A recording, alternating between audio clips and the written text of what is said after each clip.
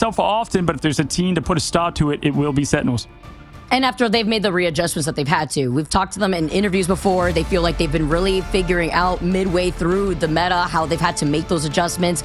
And the last time these two teams met, as you saw in that graphic, it was Sentinels that did win that first game. But DarkZero completely coming out with the reversal. But that was during a best of 3.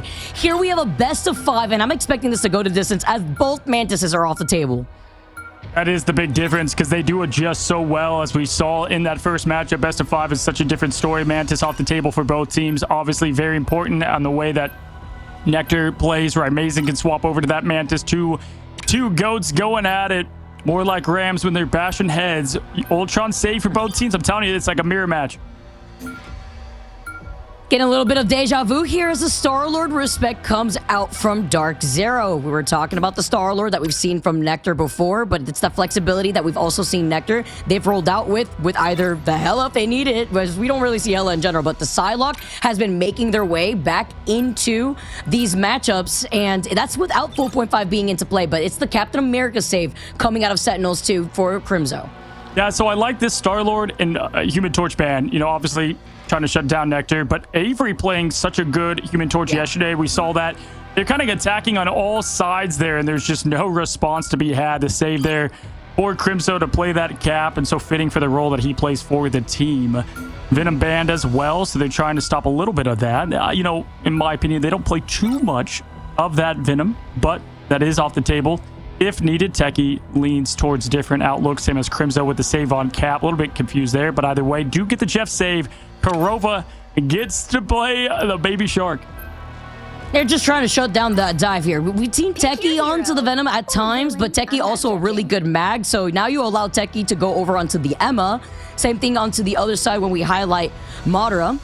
Very strong Emma and Crimzo, looking to see if they do want to reserve that Captain America, or do they want to roll out with the Groot instead if they want to shut down that Venom off the rip. And it looks like that is what they're leaning towards, as Avery does have that protect over onto the Ultron, and Renko rolling out with the Jeff. It's the Jeff v Jeff between Korova and Renko. Yeah, I like the strategist ban approach here from Sentinels, though. They're trying to force them to say, okay, here, have your Jeff, right? We're going to ban the Rocket, you know, try to attack kind of Star-Lord a little bit there in a pseudo ban, but Luna, Invis, Mantis, they're shutting down those, you know, some of those big healers, and so you're going to have now Velocity playing a big role there on Cloak and Dagger, and that is going to be a lot of healing output that we're going to have to see. Yes, Jeff on Jeff. Shark Week's going to be a good time, but that's going to be the matchup I look for. I was going to see what Nectar decide to play, but it looks like they were locking in Winter Soldier.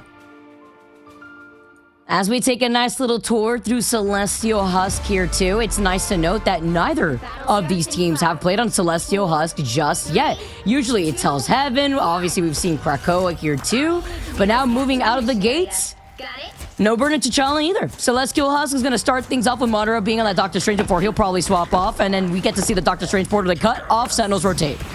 Yeah, battle the Emmas, typically Techie been such a threat on that hero themselves. They're bringing the Strange right to it, though, and they want the team, the action, aggression here as Nectar 21% gets some good opening fire shots. They're going to rotate to the bottom. 5 seconds for point. Open up. Good shield and movement here. They are the space makers for the team. The Vanguards continue to push in there as Madara and Co. behind them. Impunity climbing the walls of his hometown of Celestial Husk, swinging, diving, dipping. Finds himself the back line, and it's going to be a good rotation. Avery trying to get focused, but Crimzo is going to be the one that gets everybody out of here. Crimzo with the isolation off these group walls too. Cut off the healing, get the follow-ups as Nectar and company. They win the first team fight, and they get the point first. Now, what an opening. What a statement there. They were able to handle that with ease. Nectar taking care of Impunity by themselves, and then you see over the Crimzo just doing it all on the Vanguard. I think Crimzo is completely underrated constantly for this team. Crimzo now pushing in. The walls are ready. The traps are set. See if they can get the mouse to take the cheese. It's going to be Amazing pushing in, trying to flame those down. Okay, good approach. Good separation. Techie gets Madara out of here.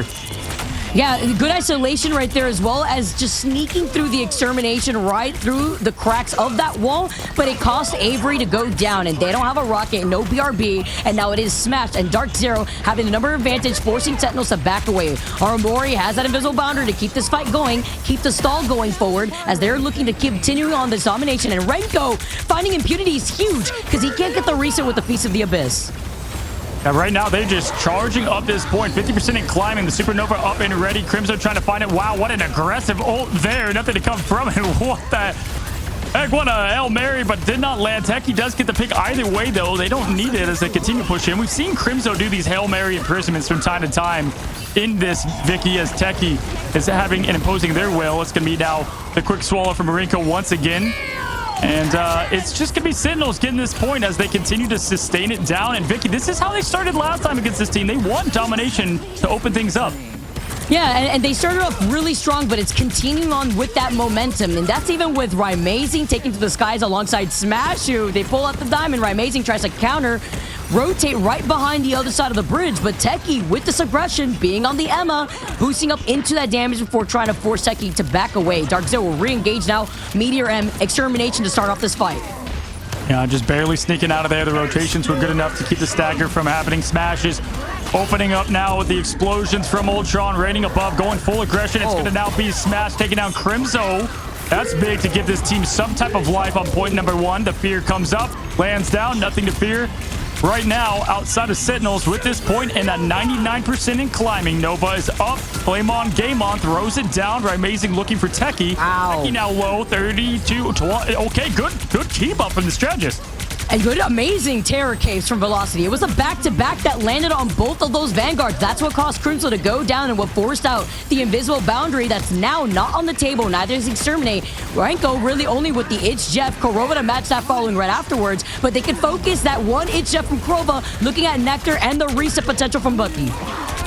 Avery, though, with the big answer over there to Rymazing. It's going to be this Walk Swallower. Oh, Renko with the quick hit. Avery, the strategist, and go getting it done. My goodness, Vicky, what an absolute quick answer right back over. Much better. 30% is nothing as Crimzo is popping off. A hero with few words but speaks volumes. Nectar to follow.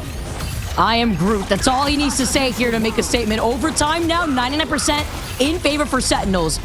Currently see Velocity here with the Eternal Bond to keep DarkZero in this fight, but they don't have much to follow up right afterwards, while Renko tries to get the Itch Jeff up on the high ground. Nobody there for him to take as Impunity finds Avery next. They had lost out on just a little bit of that healing, just literally leaving up to Armori, who's about to have this invisible boundary, and they're going to give this space over to DarkZero now. Yeah, trying to sprout a plan, but it did get stomped there as now they're going to force to rotate up. Good resilience from DarkZero. Smash has once again that extermination that's kind of led the way for this team now twice in these fights, and they're looking for Crimzo early, but great healing. Okay, there's the extermination and leading the fight. They've got to win this one. They're using it on Crimzo and Co as they push back. Don't get anything from it though, Vic.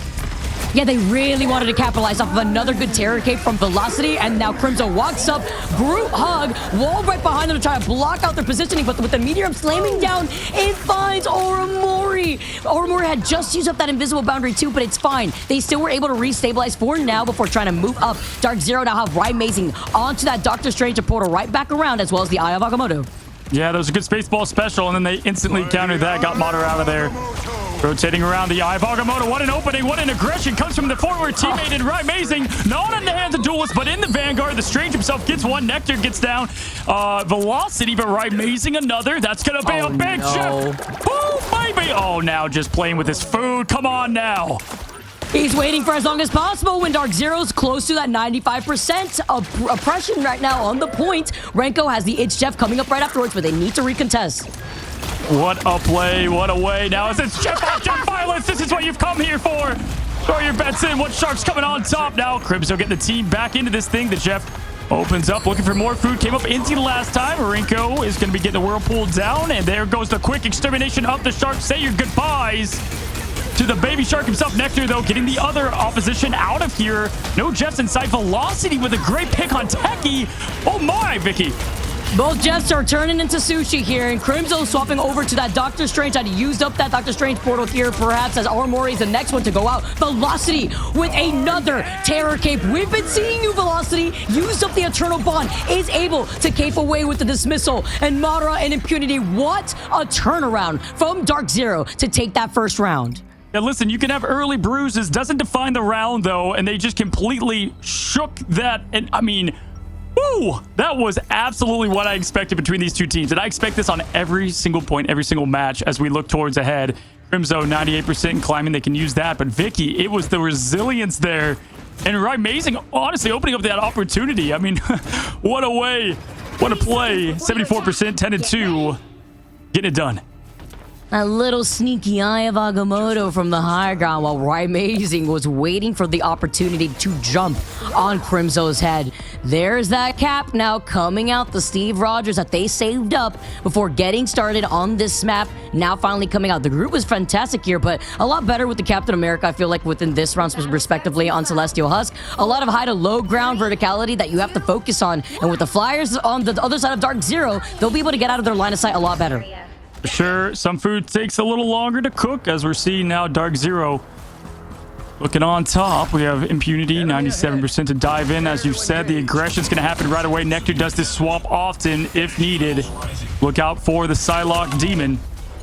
As now pushing in. It's been a big play in the skies. Avery versus Smash coming up clutch with the plays there against anti-Jeff protocol or whatever they've needed to do there as Techie goes diamond form for some instant protection and healing. Now it's going to be the Feast of the Abyss from Impunity trying to get the best of it. Comes up with a quick limb on Rinko, but Nectar does even the odds, getting Rye out of there. Trading in their favor while also keeping Armory alive. Even more important, while Techie taking a good chunk of that damage. Same thing with Crimzo. If you look at Smash, though, it's the Extermination that's going to put DarkZero in the driver's seat. Avery doesn't have that, and it's met with the Invisible Boundary. Good save here from Armory. And Kurova, it's Thanksgiving coming early. Everyone's grouped up together. They try to reserve the Meteor M. Madara trying to look onto the other side, and Kurova being able to find that Psylocke, bringing right back his own Venom into that fight. Yeah, I was wondering if Nectar would get the best of the shark coming out of there, but no, it's Kurova finishing off the E-Limb, but Armory gets the best of their former duelist. Love to see it here on the biggest stage of rivals. Once teammates, now enemies, rivals to the truest sense of the word. Techie and Armory get it done once again. Hey, guess what? Vicky point has not been capped. We are going the distance. This is what I was expecting within this series right now. None of these teams have any advantage on this point, and we've just been duking it out back and forth in the middle console of Celestial Husk. We're going through another rotate, by the way, of these Strategist ultimates as Crimzo's finds Kurova. It's another It's Jeff, this time from Renko, and it is huge! Finding both of his teammates here between the God of Mischief from Velocity and sending out that amazing Doctor Strange. Madara is out of here. They do still keep the point, though. DarkZero, even with not a lot on there, it's Impunity, the Menace, running around, trying to get me, he says, as he plays right around the Celestial Sword, staying alive. Wow, what a sustained effort. How? Dude, there's no way. It took so long. He lived for so long right there. But yo, we take it at that point now as Amazing does have the Eye of Agamotto ready to go. Smash with the Extermination as well as Kurova. It's the follow-up as Sentinels wanted to back away, but they still want to be able to have the advantage on the point, nearing 20%. Extermination met from the other side as Avery answers back to fight Kurova before he can send them off the ledge. I mean, Smash tried everything to keep Kurova up, but it was not enough. The Shark turned to Sushi quickly, not able to get that throw off the map. The point now going on over to Sentinels. This is as close as it gets. Crimzo to Rinko finish off. And here's the slow stagger happening. Nectar's going to go do something else for the time being while the reset happens. Nectar now gets Madara out of there. Good stagger fest. 38% to 24. This is as close as it gets, Vic. Looking at the old economy here too, Impunity has the reset potential with the Feast of the Abyss. You get the follow-up as well once Amazing has that Extermination, and Madara with the Meteor M to target that of Armory, who has that Invisible Boundary. All right, now looking on how each team's going to want to approach this. The sustain's there for Sentinels, right? They're going to start here with Crimzo. They're going to go with the dive attack right away. It's going to be Madara to try to answer the call. Nothing connects. That's going to be a missed basket off the rim.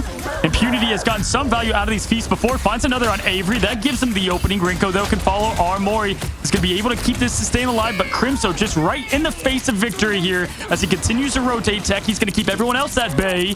Vicky, they're doing a good job having this point now climbing to 99.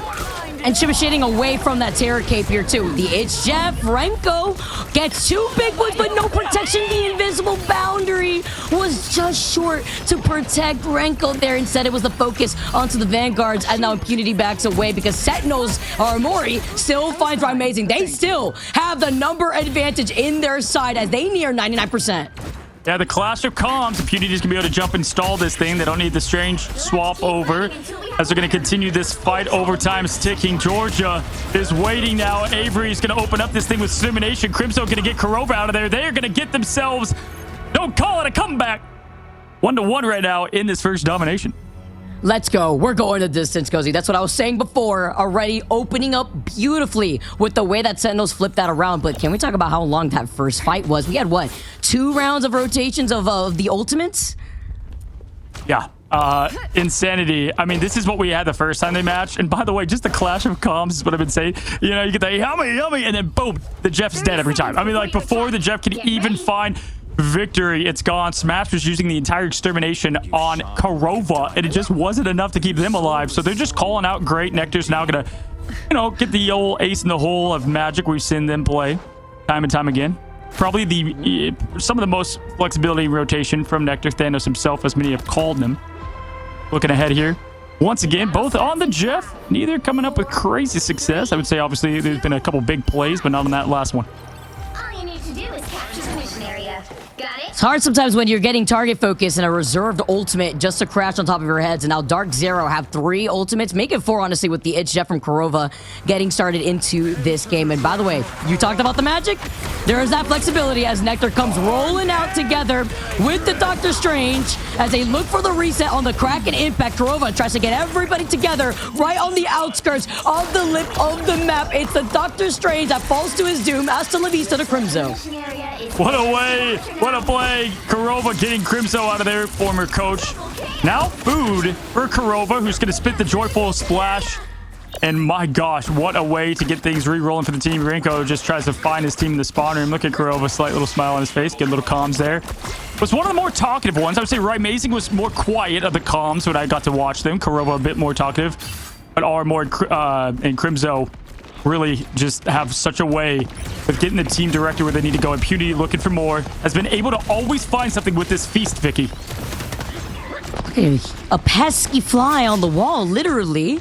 They know where he's at. The comms are there. He's found Renko to isolate Oromori, who is right behind Renko. Teki with the peel on the supports here as he goes in for the Feast of the Abyss. Nice sustain, as well as the choke slam. Mother says, get back over here, as Impunity can't get away. The pullback, oh, as Impunity gets a taste of his own medicine, and Velocity comes in with the Eternal Bond to move up with the rest of DarkZero, because they had reclaimed this point first here and already nearing 50%. Yeah, did they just play Symbiont tennis, Vicky? Did you see the way that Venom was going back and forth? That was hysterical now, as Nectar's going to try to find more. The 1, the 2, the dance, execution. Hitting those arrows, dancing away. It's the Assassin Waltz once again. 61% though is not jump change here for DarkZero that opened up the point with vengeance. Impunity with another attempt of a stall there too, but they finally get the point. DarkZero have the advantage at 64%. Looking at what Sentinels come out to play with, they have that Sound of Seduction, they have that Invisible Boundary. Smash now moving up will have that Kraken Impact for this upcoming fight, and the reset as well as the survivability from Amazing. Yeah, here comes Smash. Need to throw the Kraken Impact down, finds Psylocke. Always a tough matchup there. Psylocke players going gets a good Winter Soldier, but it's going to be Teki trying to get everybody's attention. Wow, they found Mason there easily. They just reel him in like a fish, but now it's going to be the Shark himself swallowing up once again. It's going to be the nice clutch Diamond 4 keeping that away. Kurova is going to go down quickly, and there comes the slam down. Smash finds Rico, gets a reset, goes for more. Again, he says, as he throws it up, down, Smash doesn't press the reset button and dies. This is so cinema. We're seeing counters on counters, right? You see the It's Jeff, so then you force out the other It's Jeff. You force out the Diamond Form to not get taken up by the mouths of that Jaws, and instead, then you get countered by Smash, and the counter focus on having that ultimate available to deal with Renko. Sentinels still have the point right now, and Avery does have the extermination, and Nectar, being on the sidelock, is looking to harass those backlines. Already Avery going to be popping the extermination once again. Oh my, Monero! Slam City, zero pity as he just exits him from that matchup. Now Techie looking more as the shield's out. It's going to be the two Vanguards keeping the sustain up 78% and climbing as Armor is going to keep the team up. Invisible Boundary ready. Swords dancing. It's going to be all the ults coming from this team of Avengers now as they pop, rotate, and look. Crimzo now with the ult time. It's the Vanguards trying to get it done. 90%. Oh, look at the recap. Doesn't quite get it though. Yeah, the Eternal Bond lasting for so much longer, too. Once Armori had already called in that Invisible Boundary as everybody was stuck in the cave. Good opportunity as you spit out the Emma Frost, taking Techie off the map here and Smash finding Avery. Number advantage now in favor for DarkZero as they flipped the point, and they needed it with Sentinels already being at 99%. Emma down, out of bounds, just spitting him right out of there like a shot put. Good distance and measurement there from Kurova. Always feels like he knows exactly where he needs to be for the throw off, who and what he has. It's harder to do than you might think. Impunity, though, once again, has that piece of the Abyss. Always finds that strategist when needed. Almost has it, 82, 83. Right, Macy's got the Extermination to follow. Kraken Impact did not have much of an impact last fight, Vicky, but we'll see if the team of Sentinels can win in the neutral. Look at Impunity. He's trying to do it again.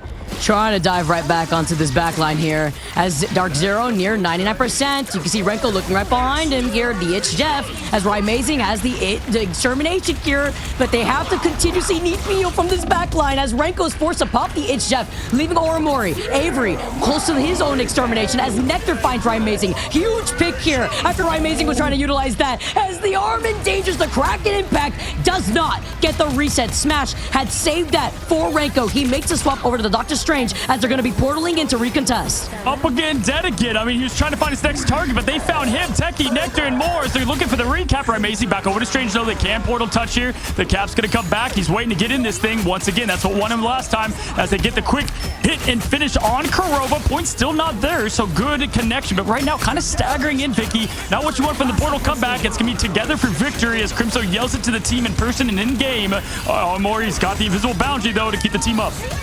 That's going to be used right after this Freedom Charge here, too, keeping everybody alive. The Silent Seduction to follow up, too, as Nectar wants to build into that Cutterfly. At DarkZero with Kurova and an Itch Chef could go crazy here, but they've lost out on velocity, which means that they'll be down another strategist. Impunity to follow next. Number advantage in favor for Sentinels with overtime ticking away in favor for DarkZero as the Cutterfly comes out and they clean up whatever is left of DarkZero.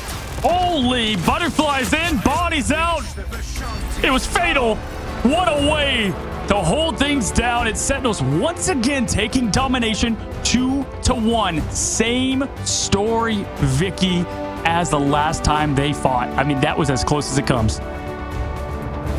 Talk about some Jeff on Jeff action too. Sneaky Venom plays as well from Impunity that constantly got shut down by the push and pull available from the Inviswoman. Nice saves as well on the Invisible Boundary to rotate that through the Freedom Charge. And it is Nectar. 21 final hits from Nectar. Yeah, I just unstoppable. They are 36,000 damage to boot. Are you kidding me? I mean, across the board, these teams played, just nearly perfect. For me, it was the difference in the duelist there at the end between Smash and the impact that they had. In Amazing, they couldn't get it done. The ults had the impact not even close to what Nectar was able to pull off. And I just felt like Techie and Crimzo, yeah, they 6 and 7 deaths, but it felt like they never died.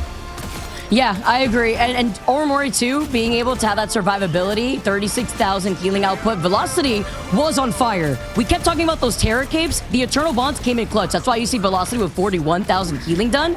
But you need to be able to get these KOs. And that's something that Nectar, Avery, together with Crimzo harassing that backline Techie with these honest seductions, that's something that they were able to constantly do. Yeah, and to me, Vicky, it just felt like every single win con or thing that the team was trying to do, every punch was a counter punch, right? It just felt like a chess match out there. You have the Ultron play. No, it's going to be Moderate, throws up the Meteor Imp. Oh, the Jeff comes up, they say no. It was counter for counter.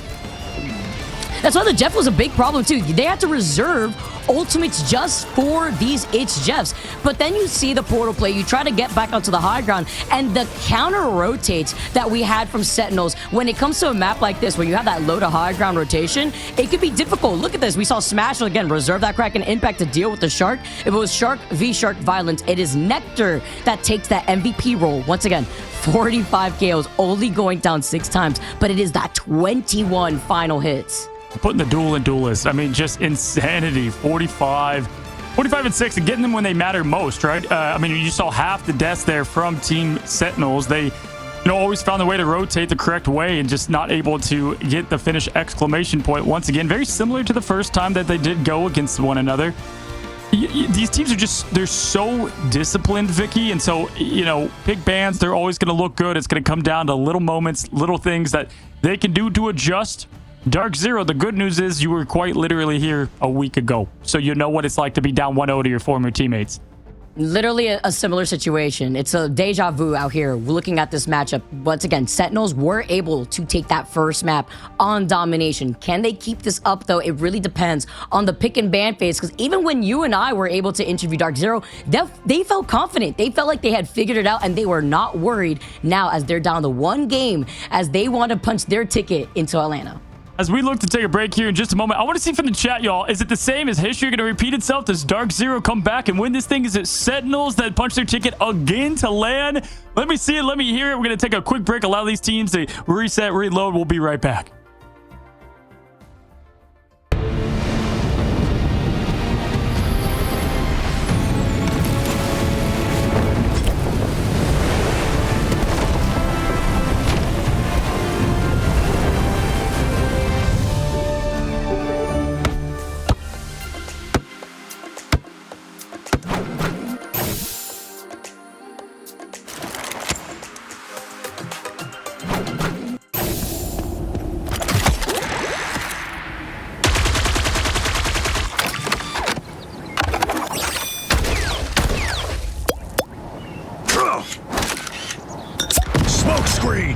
I'm hunkering down.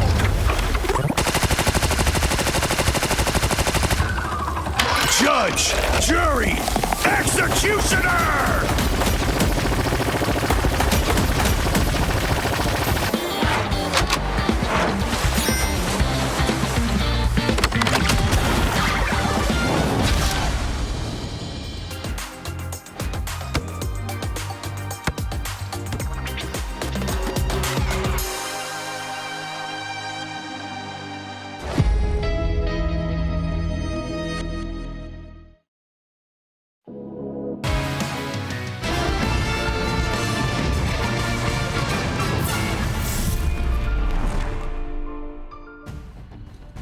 Hello and welcome back. As Aramori put it yesterday, hold on to your butt cheeks. She said it was going to be a good one. She said it was going to be a close one, and that's what we're getting here, Vicky.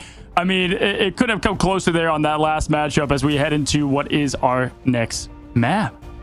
Yep, and we will be moving on to the run back. And I say that because it is Central Park, the map that we saw DarkZero try to take them there before. I believe it was DarkZero that won that 2-1. So doing their homework already as we move on to the second map, this is why making sure that you go back to the drawing board, you figure out what works is so important here for these teams. Yeah, we'll see if they stick with the same story. Yes, it was DarkZero that got the best of them last time. And if you looked at the saves, they had the Ultron, the Invisible Woman, and it was the matching mirrors on both sides. They both had the same exact play. The bans, though, one team had Jeff, one didn't, one had, both teams did not have Adam. So we're going to probably see a similar kind of lineup here on what they choose to go with. Funny enough, though, we didn't really see any Adam bans or adjustments. Maybe they know Kurova's Adam very well. It'll be interesting to see if they do this going into map number 2. That was the one thing that I took away when FlyQuest was banning out against DarkZero in yesterday's matches, and they did not ban out the Atom once. Not one time. So there's been counterplay there, but this is a different beast, right? This is Sentinels. They know what DarkZero could bring out here. I'm expecting the Atom ban to come out because this is a perfect map to have the Atom Warlock born again, just resurrect everybody back and forth like it's infinite waves of zombies as the Mantis are the first to go. And Cozy, this is exactly how we opened up the last time we were on Central Park with these two teams. Absolutely, with the Ultron save. They do it again. And then the other side, coming from Sentinels, they got rid of Human Torch last time. That was how they opened it up. We'll see if they continue to follow. Wow. It's like they've got the journal. They're like, okay, we're going to follow this. And if they follow that, it's Adam and Captain America. We'll see.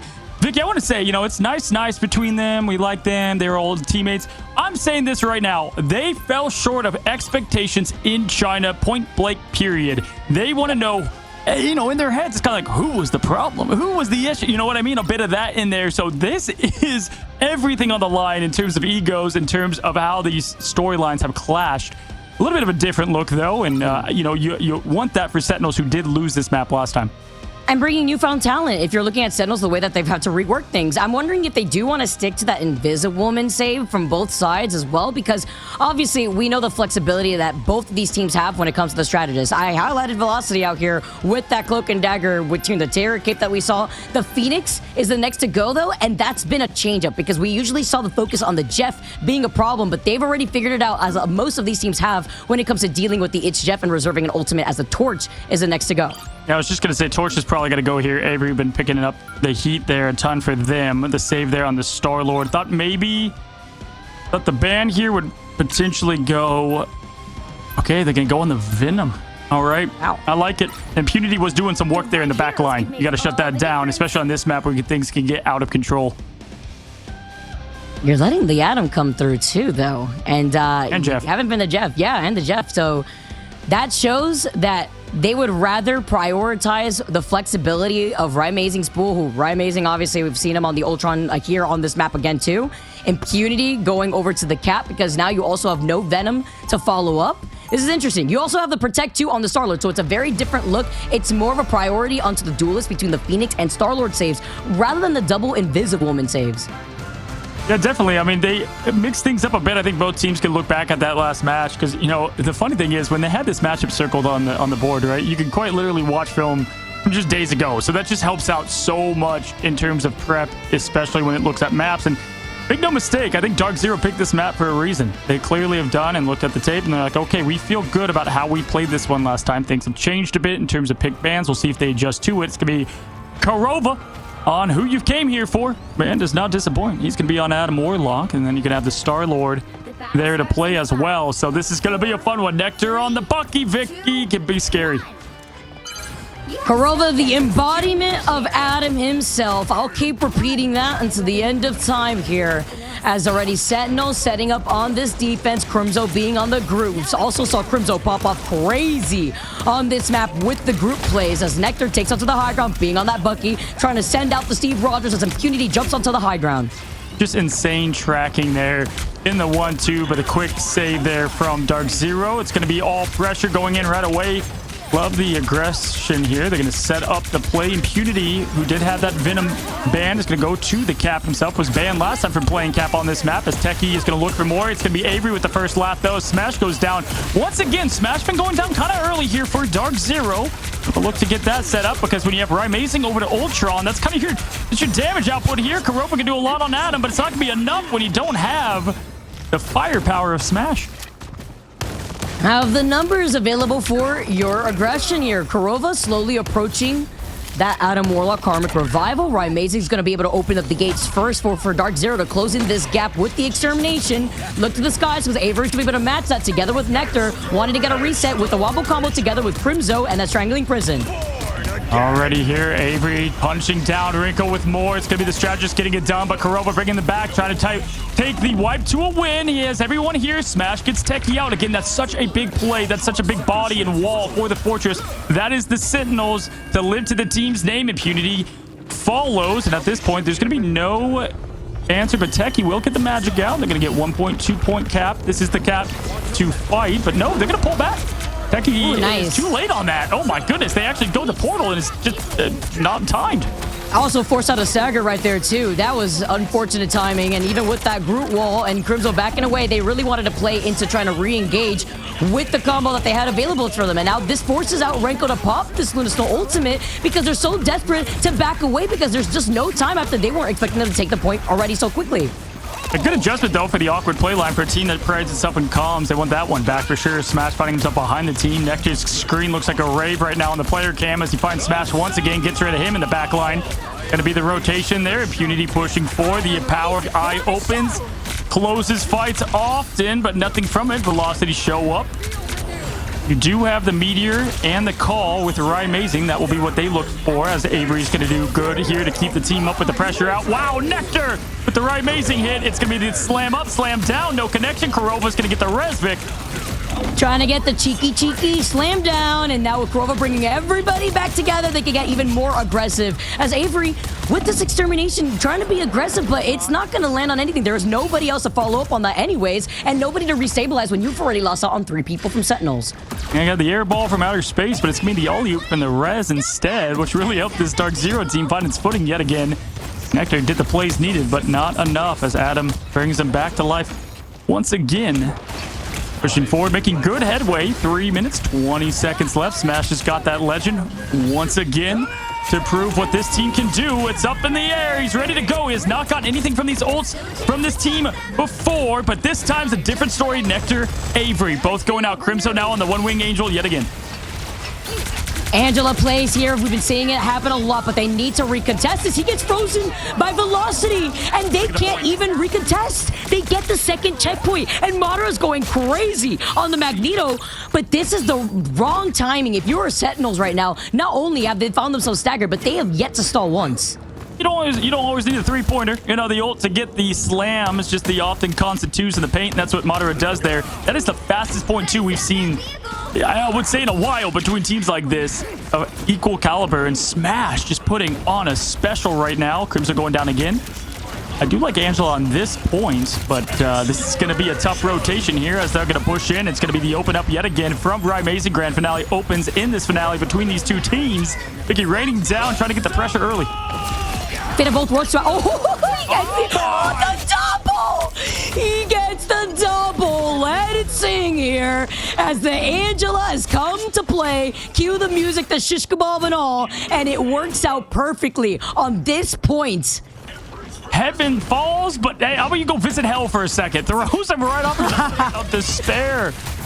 Crimso. Oh, wow. Madara just trying to... They want another tennis ball to play with. It was a beauty last time. He's forced out with the quick meteor. Finds himself through the barrier. Throws it down. Off the rim. Shakes.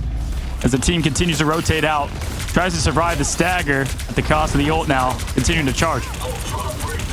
Kurova also has that Karmic Revival with Avery and the rest of Sentinels having 4 more ultimates to play with. Look out for Avery, who finds velocity. Big first pick, but it is Kurova with the Born again to bring them back into this fight. Look how big this is. All this engagement from Sentinels, all for naught. But they're holding on to the 3 ultimates because they can re-engage your velocity. It was textbook on how not to ult. I mean, they used everything there. Vicky did not work out. Nectar found the best there. Smash. Kurova brought them back, trying to get more. Heaven falls once again.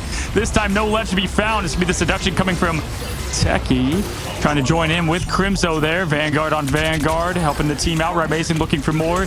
Just use that ult as well. Oh my, fight. Tries to find that environmental, but this time it's him. Taking a visit to hell. She's been there before, though. Yeah, you know, just taking a quick trip before coming around the other side of the neighborhood, though. It's now Crimso's making the swap over to the group. No more Angela this time around as they've made progress beyond being able to get those environmental KOs. And Renko finds velocity. Big pick once again because that is the fate of both worlds not available for DarkZero. That's been held on for quite some time. Trying to find, right now it's just been good ult rotation and answering from the execution of Sentinels here as they have 1:52. They had to have this play though if they wanted to win this map. They were on full overdrive, but get a good stop here. Velocity gets a pick on Crimso, though. That's going to allow the team to push in. Techie's facing some heat now. They're going to have 1 down. Now the extermination comes down to Ryan Mason, pushing forward. Vicky, they've got, Nectar saved there at the last dance.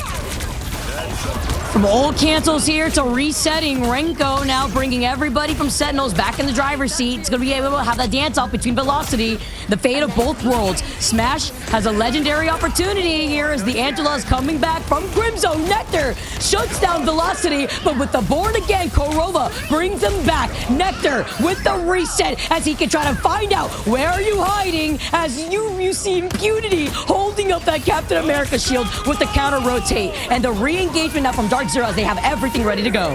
Here's Johnny. No, wait, Nectar. They don't need to ban Adam because they've got the answer. Oh, my God! From downtown!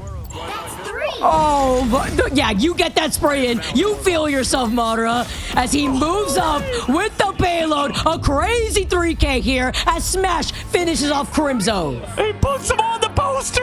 I mean, just, you can hear the rim shake. Time to switch things up, including which side. The rod drop, the jaw drop. Nectar played that as well. He said, wake up to the reality. He's the ghost of the Uchiha for real. Doesn't matter what Vanguard he's on. Whoa, my goodness. Did this for them last time, too. Nectar just answering the call on Kurova there. One man escapes. One man is all they need. Oh, man. Like, we got a good really? one. Like, let's go. I wasn't, again, this had to have been it, right, Cozy? Like, surely, after the 3-0s that you and I have had, like, we're going to distance. Looking at the final hits alone, Nectar, with those 10 final hits, was really churning up when getting those resets, but then you look at DarkZero and what they rolled out with. It's pretty even with Smash popping off, 8 final hits, survivability in favor for Impunity. Madara, who now has the ability to go over onto that Emma Frost, as they're going to be the ones on the defense, and maybe looking at the swap here from Sentinels. Yeah, I mean, outside of that one kind of stagger of ultimates that didn't work out well, they were in control that entire time, and it's kind of the opposite effect. They just showed much more survivability this time around.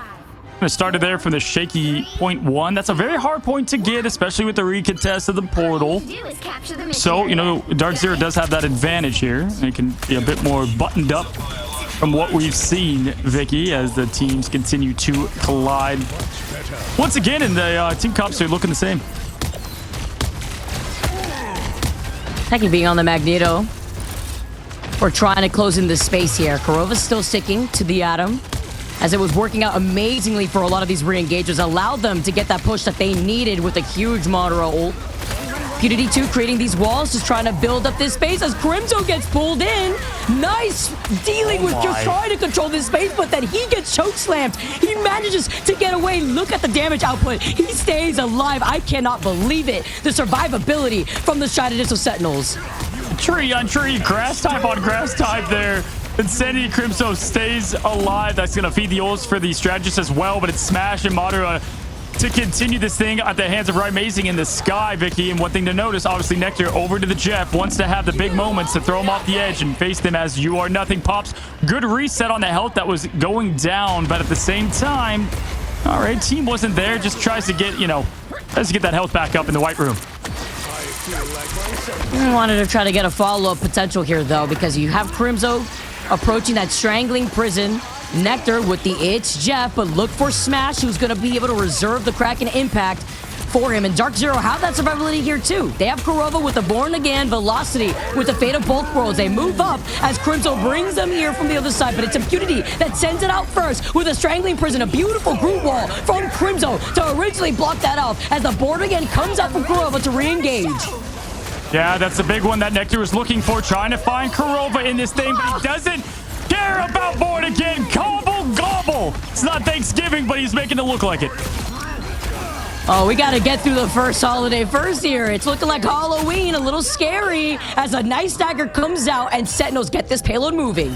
Yeah, beautiful. They actually had the perfect counter, and that's why Nectar went over there, but this is the difference. Last time, Techie didn't get the jump in, and this time, the tick left is going to give him a fight in this. Armoy now forced to burn the ult, and that alone is the difference here, as now Madara going to pop the seduction out. There's a tick left. It's got to stay on point. Crimzo looking at the mother. Going forward here. Smash getting close to that ult. Nobody, just the neutral fights. Pure fist here in round 1.1. Pushing forward again. Got to continue to stay on this thing. It's going to be the Groots going in. Crimzo staying firm. Avery with the 1-2. Either way, though, Vicky, got to say, great job of stalling and getting more ults out.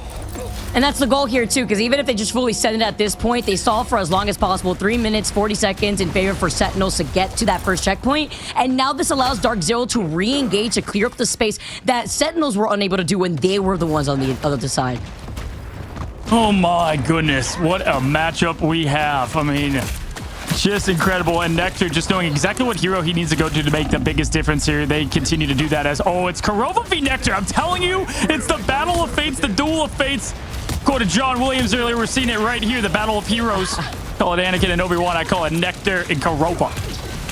And jumping off from the high ground here, taking a page out of the book is going to be Techie. He gets forced down, and now they're strangling Prison from Crimzo, and the water block out the healing. It's all for naught. They break it down just as quickly as the fate of both worlds helps restabilize them. Techie looking for that Luna Snow eclipse, the roof of the building, and now the legendary from Smash as Renko helps restabilize Sentinels. They held on to it just for that ultimate, and armed and dangerous, the Kraken Impact trying to find Madara. What a huge answer from this team. Kurova coming back with the pass and bringing everybody back into it. But I love Nectar going over. But this is once again found. Has the high ground. Throws it to the low ground. It's done for Kurova with the bring back. But Nectar's been saving those ults for it. Madara now just trying to find safety. They burn that quickly. Good rotation, though. They know that they can hold a point here. It's a fast point, too, for DarkZero. Up goes down. Oh my goodness. It's a lot. Man really has a shotting gun. He's always getting those. He's always getting it. Madara Magneto coming out as Oromori's able to pull in and find velocity, then punch out Madara in the process. They're duking it out, strangling Prison to clear this space. Sentinels with the momentum run to get to this next checkpoint. I'm telling you, yeah, it's always such a force-wide lockdown from Crimzo. He's always looking for the aggressive Groot ult when they're not expecting it. Great job there for point 2. We can carry a lot of momentum from that first one. They do it there. 3 minutes, 10 seconds. They nearly matched the time from DarkZero. Plenty of time. 40 seconds left is what DarkZero did to answer the call. The phone is ringing from Atlanta. Right now, Sentinels up 1, Vicky. This is as close as it gets. The end is in sight, Cozy. Going to be able to try to clear more of this space. No Angela shenanigans this time around. And with the extermination from Rymazing, this forces Sentinels to back away to help heal for the backline because there's a pesky Captain America harassing those strategists, and Rymazing is able to find Techie the moment he turns around. Yeah, now as Avery's cooking up, it's got the Kraken Impact here. Nectar surely going to save that ult. He has found Kurova every time, whether it's the Winter Soldier, whether it's from the Jeff. Looking for the Golden God and the res. And it helps when you know everything your teammate's going to do. Former colleagues, now enemies. Avery pushing in. Waiting on that good patience here, Vic. I got to say, all in all, Smash has that legendary. Says, all right, stage cleared. Headliner moment now. Looking for it. The controller at it. The man on the sticks. And Avery kind of poking out a bit. Not getting anything out of it. The claw's going to miss. He's going to go for the backside. Good counter rotation, too, to avoid getting hit by the legendary and not using up any of those strategist ults. By the way, playing on the edge of glory off to the little side of that stairs while Smash finds Oromori. That means no invisible boundary to help resustain. At least they have Renko with the fate of both worlds. It's going to be a dance-off of velocity head onto it last. This means Sentinels need to back away just a little bit as the Meteor M needs to hit its mark. Looking behind, though, you try to land it on the rooftop. Captain America assembling the rest of the Avengers. It's another counter rotate from Sentinels, and the Freedom Charge is dwindling away their time bank. Yeah, right now, the MVP is just the environment just blocking these Maggles. Avery finds Smash, though, and there's Kurova, and Num Num is going to come right after it. Yep, there it is. Nectar looking for it, and he finds it for the 4th time. Goodbye. There is nobody that's going to get born again. Maybe born again in Nectar's jaws because the Jeff has been reserved to deal with this, and it's cleared the pathing for them as DarkZero now need to regroup, and they have used up so much. They're about to have a legendary here, but Cozy, look what Avery has. Crimzo with the strangling prisoner slowly approaching. Puts the track in. It's going to be now match time for time. My goodness, we saw this in baseball. 15th inning now. We have the 40 seconds feed. 40 seconds. Legendary Smash yells. He gets one out of it. That's more than happened on map 1 in this similar situation. Rinko's a big one at that. Puts a stop to the show as Avery now fights back. Looks for more Kraken Impact ready. Smash gets Oromori out of there. Ow. There's 2, 3, 28 seconds, and now they're playing from behind. Yeah, this is Smash stepping up right now. You've harassed both of the strategists, and now you've delayed that ult rotation. But Renko will have the fate of both worlds going into this next fight. If Oromori could stay alive here, you get that invisible boundary, but they need a recontest on this point. Less than a minute now on the clock. You got less than 10 seconds as the portal plates come out from Nectar. Nectar throwing down the strange. This time, no shark to swallow up the Golden God. 67% in climbing. Madara has continued to swish. He's at 30 points and climbing for this basketball game as he's got the space ball special going up, going down. This is the same moment, the same court. Show's on. Show is out. Oromori is what you got to stop this man. Not able to get away. Armed and dangerous here as Avery tries to go for a reset, but with Amazing going uncontested in the sky. Techie with the slam down here is going to be able to find velocity. Big pickoff, but Kurova has the Born again, and they need to get into this finish line as Sentinels are nowhere in sight. Only one meteor, one moment, one map. DarkZero, get it done. We got a 1-1. We're following the script, Cozy. Replicating what we just saw the last time these two teams met up together, tying the series. Usually DarkZero have a pretty rough time on domination, but it's about closing out the series in this best of 5, as Madara is your MVP after some of the most insane meteor end plays. I don't care what the game said here. I was going to give it to him anyway. Like, insanity. I mean, every time you heard fear, you could smell it on Sentinels. They were just trying to run from it. Smash played a lot better that time too, Vicky. I mean, it feels like Goku Vegeta throwing out the Kamehameha, the final flash, and hitting because the power level of these two are just so close to one another. And it's just going one way or the other. It's crazy. This is impact. 10 final hits, by the way. And being able to call out the strategists like Oromori not being able to have the invisible boundary just to stall even longer. That was crucial there. And we even saw the Bucky trying to help out Oromori between Nectar, trying to go for more of these resets too. But the Born Again from Kurova, it did get countered a lot. They understood the assignment if you're Sentinels right now, and they were able to take advantage of the Jeff, but it was just so much here from DarkZero to resustain. Yeah, a few things to call out. You know, they did. They had the answer. They had the win con. In the plans, yeah, right there. Yeah, that was not in the plan sheet, right? Okay, they had Nectar on, Kurova there, but they did not expect Madara to be swooshing buckets. And sometimes when people are on the heater, you just can't stop them. And that was the map for them. DarkZero, great job picking a map that they thought, they played strong on last time. Vicky, we're in the same timeline. Same timeline. Domination won first from Sentinels. Last time, DarkZero won it out from here. Crazy.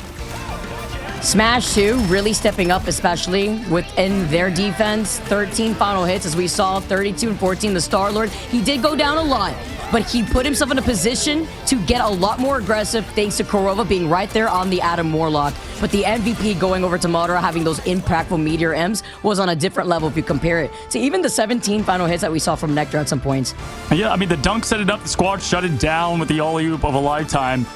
And that's what you want to see here at the highest level. It's like a coin flip with blood and sweat written all over it. And that's what we expected here. So much at stake. Egos, money, trips, you name it. This matchup has got it. Vicky has 29. He is our MVP. And Madara continues to kind of pick up where they left off. Again, this is a player that we didn't highlight so much in the seeding rounds of the tournament and has been on fire ever since. Madara has always been a player that I've had on my radar, but just has constantly getting better and better with the flexibility of the Vanguard pool that Madara has provided. It's not just the Emma, right? Yes, obviously you give Emma over to Madara, which, by the way, Emma was not banned for either team going into this map, but it was the Magneto plays that were so important, not only in helping out the Vanguards, but enabling more of these pesky Jeff plays too. And if you're on the other side, enabling Kurova there on the Adam Warlock. Yeah, it's the revenge of the rebuilds is kind of what we keep saying. And Madara just defines what he keeps doing. They dropped against Nemesis, and then ever since, they've really just continued to build on that momentum and find themselves as a team of talent there. And sometimes when you just have that much talent, the other team can play better, but it just takes one play, right? And that's what we just saw right then and there. It's 1-1, Vicky. No more 3-0s over here. I'm excited. Oh, yeah. You guys are too. Go ahead, Vic. I cannot wait. I cannot wait, Cozy. We have some more action. Game number 3 in a tied series coming to you guys on the other side of this break.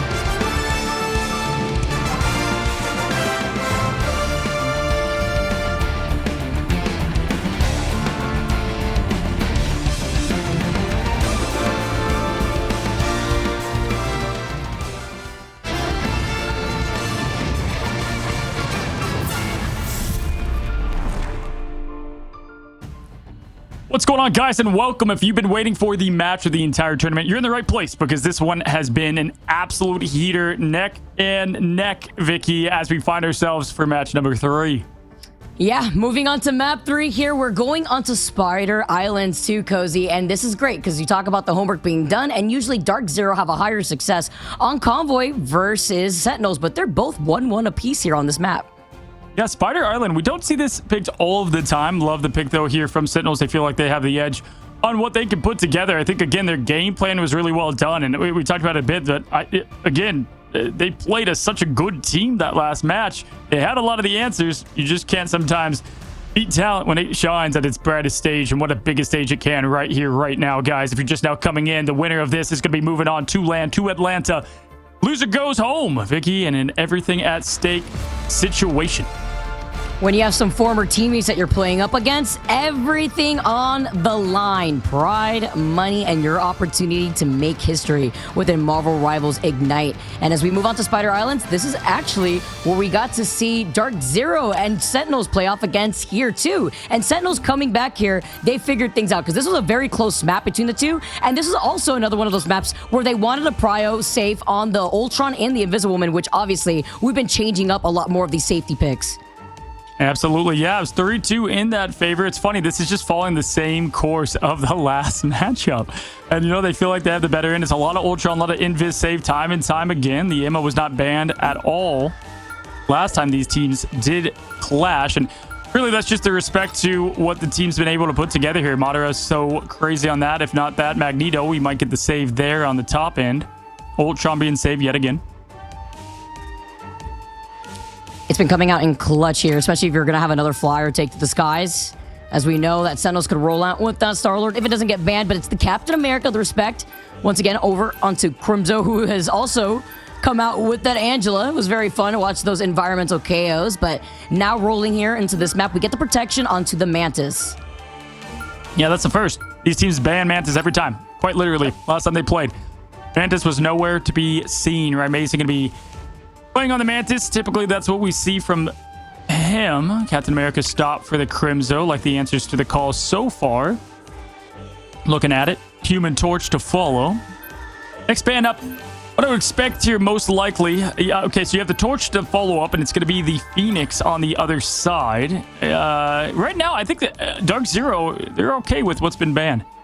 Yeah, because if you're DarkZero, Smash still has the opportunity to play the Star-Lord, which we've seen Smash pop off on this exact map with the Star-Lord as the protect over onto the Adam Warlock. They already know what's going to roll out here. You even have the opportunity to even have the Loki if you want to get the double res. So they can ban Jeff, what was the answer, or they can save it before they do it, Vicky. But if, yeah, right. So the Torch was banned, but that's what Amazing plays. He was going to play the Mantis probably anyway in this thing. Groot now banned on over. Interesting call. Maybe this is the Jeff just because of how well that worked out last time to answer the call. Okay. Protect on the Doctor Strange just in case they wanted to ban that last. That's actually really big because of how important having a Doctor Strange portal on this map to recontest is. At point 1 especially. We see it time and time again with the triple Vanguard setup, and this is what they're attacking here. You can see it. But yeah, I mean, I believe it was yesterday we saw a team without Strange, and it was just falling apart. Yeah. There was no way they could answer that call to it. Now looking... going to be the same here to shut down and adjust. The teams are going to be looking at what they want to lock in for their first defensive effort. You're going to have the triple Vanguard smash at the mag. I know you guys want more from the Mad Madara, but he's going to be on Strange for now. Impunity to the Thing. Haven't seen too much of that this time around, but Amazing has been a big difference maker there on the Mantis. Well, seeing how they're going to be able to start things off on the defense here, Spider Island is our third map. We are tied 1-1 apiece between Sentinels and DarkZero in a series that means everything for these teams. You lose, you go home. We have to keep reiterating this, Cozy, because right now we are playing on patch 4.0, but these teams, if they make it into LAN, they will be playing on the new patch. So talk about readjustment after restructuring both of these teams as we take a nice little flyby on what to expect before diving into our third game.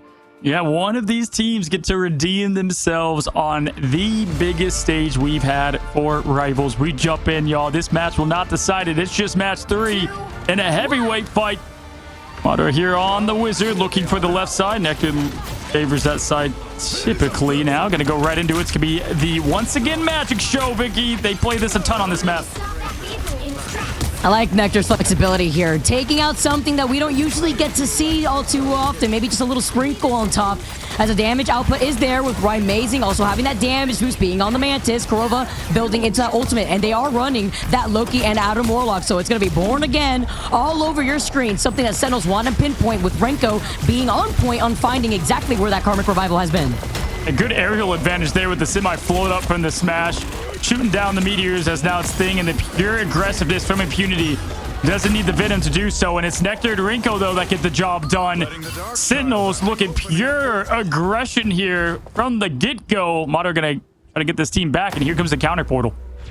Really comes to show too, with DarkZero having group banned against them, that, oh, the counter portal to portal. Trying to block out the rotation here before they try to jump out. Like the cheeky plays, as Madara also trying to put the window through window before putting out the portal and flipping the script before trying to re-engage. But they've already got in progress on the point. They have now flipped sides. And this comes to show you, I was going to say here, with no group that Impunity usually likes to play on this point, Aya Bagamoto's going to come out and he gets put to sleep, but he still lets it unleash. It's still found two, and the Emma, the choke slam into the Silent Seduction, and the reset from Avery from Sentinels. Yeah, Sentinels full commit here. I mean, every single ult flashing, screens melting, graphics cards dying. There's the Yagamoto in response to the push away from Madara. Does get a bit of it, but no connection there as the rotate happens. Korova does have the resurrection. Good use and all-in mentality there from the team. Crazy way to start that off with the portals. Felt like Spider-Man falling through the multiverses. Techie racing out of here, but Korova still has it. Pretty fitting for the setting right now, and now the Sackers come out instead. The magic working out for Nectar, as he's got the ultimate ready to go and trying to get more aggression before closing in this space. They take two team fights. They're like, come on, give us three, we'll take it. Good reset and actually focus from DarkZero, not full committing. Sentinels used it all, got it all. Nectar here ready for the Dark Child to come take a visit to your screens near you. Velocity pushing in. Korova still has it. Waiting for that opportunity. That's going to allow the team to play a bit more aggressive. Very fitting with the magic, by the way. Waiting in terror for the opportunity to utilize that Dark Child, with Crimzo falling low. Looking to push up on that Shredder's backline, finding out the Loki, trying to force out those lanterns, and that's the goal ultimately, before backing away, forcing all of them to back towards the side of that one corner, as Avery and Nectar have found them out, and DarkZero have been wiped from the floor. Behold Nectar, and this is the thing, it just complements their playstyle so much, because the more damage you do, the more shields you get, and it just allows you to go in there. Came back for a quick little pit stop, got the heals back up from the strategist, and then back to the action. Was able to get the full limbs from it. Good follow up there from Crimzo on the Strange. Don't see that often. Now Smash going in. Legendary ready to go. It's been all Sentinels here on this map.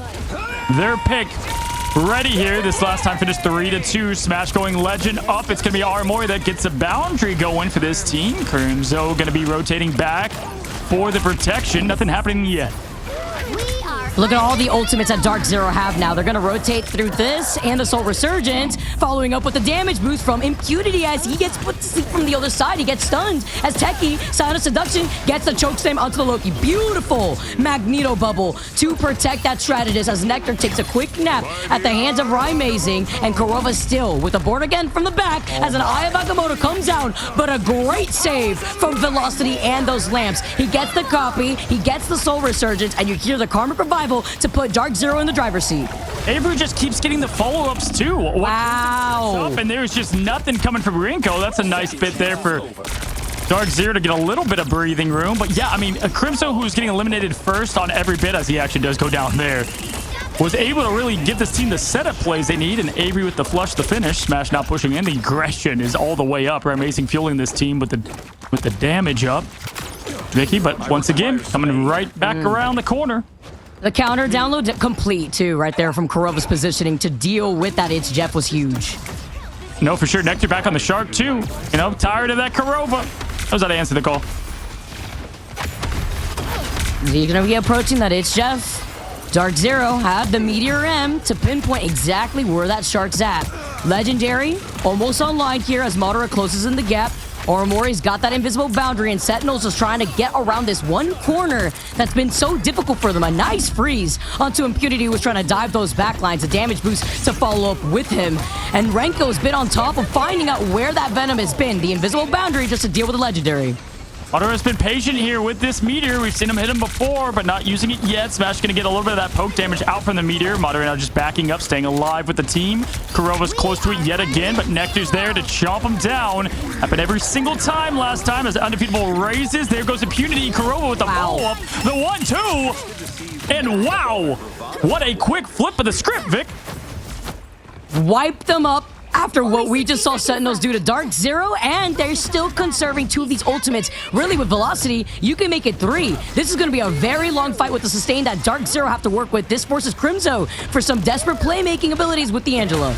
Don't know if I love this. They got the plan already, though, and the attack they're looking for. Nectar, this is going to come down to the big moment. Can Nectar once again help this team move forward to point 2? Smash looking for that. They know exactly what each other's trying to do here. Former teammates, but they've been now toe-to-toe matching against Techie. Is going to be the first to press the Q now as the seduction rolls out. Madara's had this ult for what seems like forever. Kurova to follow. Avery's got the Kraken impact. It's Crimzo, though, in the sky. Looking for more.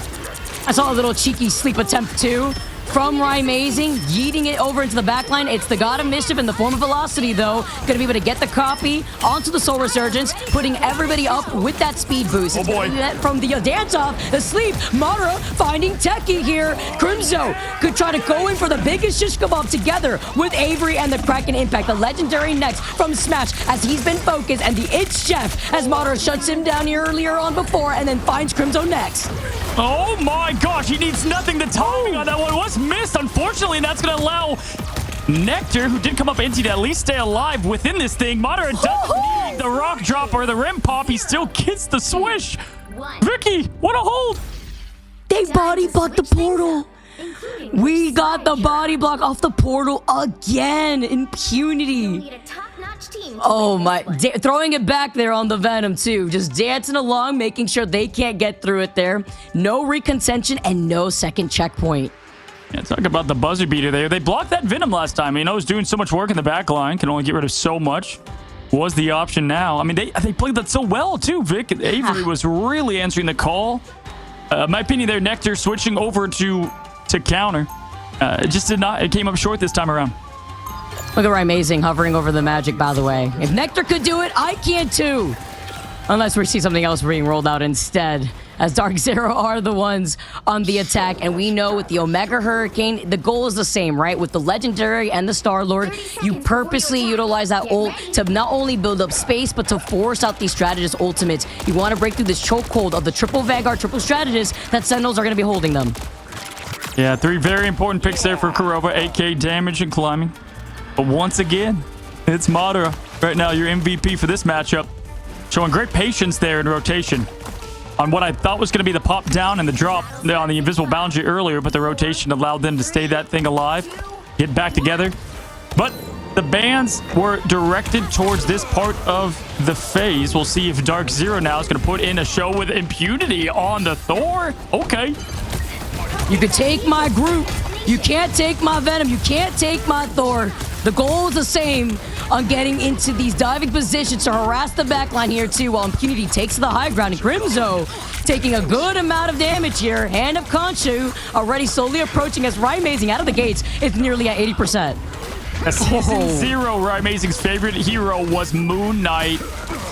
Man, taught me so much on this hero on early conversations back in December. The teams look to reset, and he's going to go off of Khonshu onto Frank Castle instead. Just going to get that pressure to kind of blow through here in the main street. Seeing more of that final judgment that wants to come out. Sentinels and having Renko here as he gets the snipe onto Velocity over to the back end. Make it 2 with a 2K. Renko getting away with murder at this point as he gets the follow-up together with Techie, Nectar, and Crimzo. Call it a hydro pump. That's Blastoise out there getting 2 from the Joyful Splash primary. Shout out to the Jeff Change a couple seasons ago. There's the Executioner, otherwise known as Rymazing, as there goes the meteor up, down. Great protection from Impunity, keeping him alive as they push in now with the Storm. Fear nothing. No meeples here as the BRB brings back Nectar, Omega Hurricane to follow up right afterwards. And Renko uses the It's a beautiful shield that we just saw coming up from Crimzo. They look behind, the Sonic Seduction, and Renko gets away with sending Kurova off the map. Again, great defensive hold here from Sentinels, who made this first point look easy. Again, this is where a lot of their pick bands were focused to try to give them some more effort on the point. We're amazing. Would have liked them back on the Moon Knight. I'm not going to lie, it was a quick change early. Did work out for them a little bit with Frank Castle. Smash going to give that damage back up to break through this resilient triple Vanguard. Powers are his. Velocity up and ready with the Mantis. So Resurgence, clobbering time met from Nectar, though. Doesn't find the mark that he wanted to as the Eye of Agamotto comes down. Also missed out as a nice pushback. Oramori being on that Invisible Woman. And Nectar just punching his way, holding onto this choke alongside the rest of the Vanguards. Crimzo close to that Meteor and Renko with another It's Jeff. And with Smash going down, they're not breaking through the choke in the way that they want, which Amazing really needs to rely on this final judgment. I mean, a 1-0 stop, but this is an absolute fortress here from Sentinels. Just getting it done, not allowing any space for Amazing locked completely in, trying to make his aim tight. Shut off the nightlight now as he goes judge, jury, executioner, looking for more. Aramori called it for him in the past, calling it now as the Magneto rises up. More protection coming, hopefully, as the bubble goes down, but nothing from it, Vicky. The moment Crimzo tries to use a Meteor M, it just gets deleted at the final judgment. You have to use it point blank in his face, but the bubble protect from Madara is always protecting Amazing just in case too. Velocity, God of Mischief, gets the copy off the Soul Resurgence here before getting the slam down off the Meteor M, misses out on its mark as the CO2 from Avery keeps Sentinels in this game. It finally gets destroyed here, and now the It's Jet from Renko. The first air ball we've seen in that position. Impunity gets one, smash to the other, giving this some breathing room. Either way, it is easily overtime here. They do get themselves a little bit of room, but there's going to be a lot of fights to be had, Vicky. Almost could have been 3 times from DarkZero last time they fought. Techie going to go over to the portal to get them right back in it.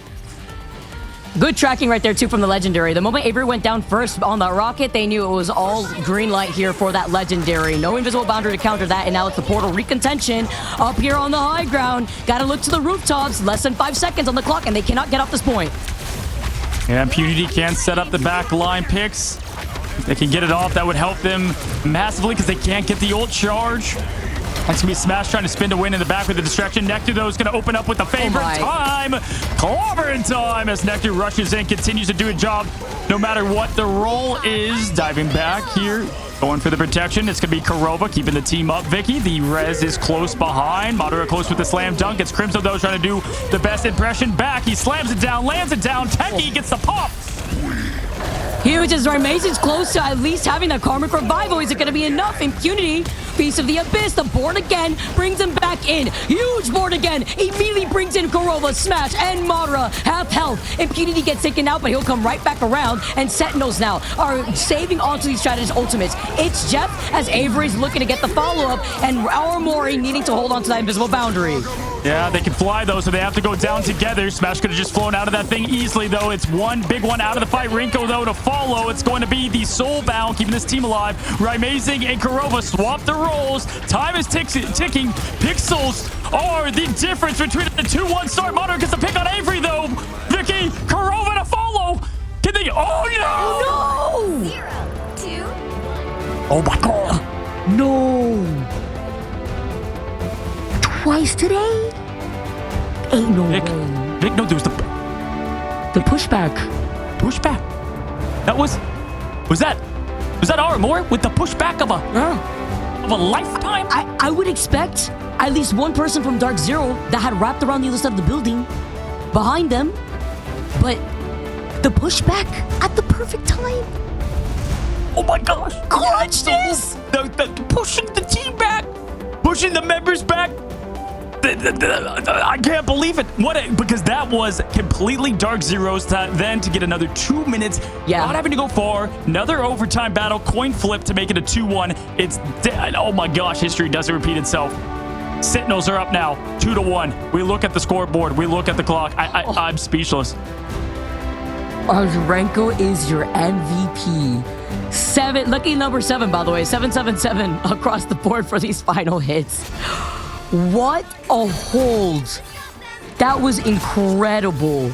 And they would have won. They had the number advantage. They could have rotated through another Adam Warlock ultimate there too if we had some swap-ups. But wow. That not me looking at stream slightly behind to see the perfect finish of what that was here in just a moment. But I gotta say, they just had that call back and answer to the former duelist in Amazing.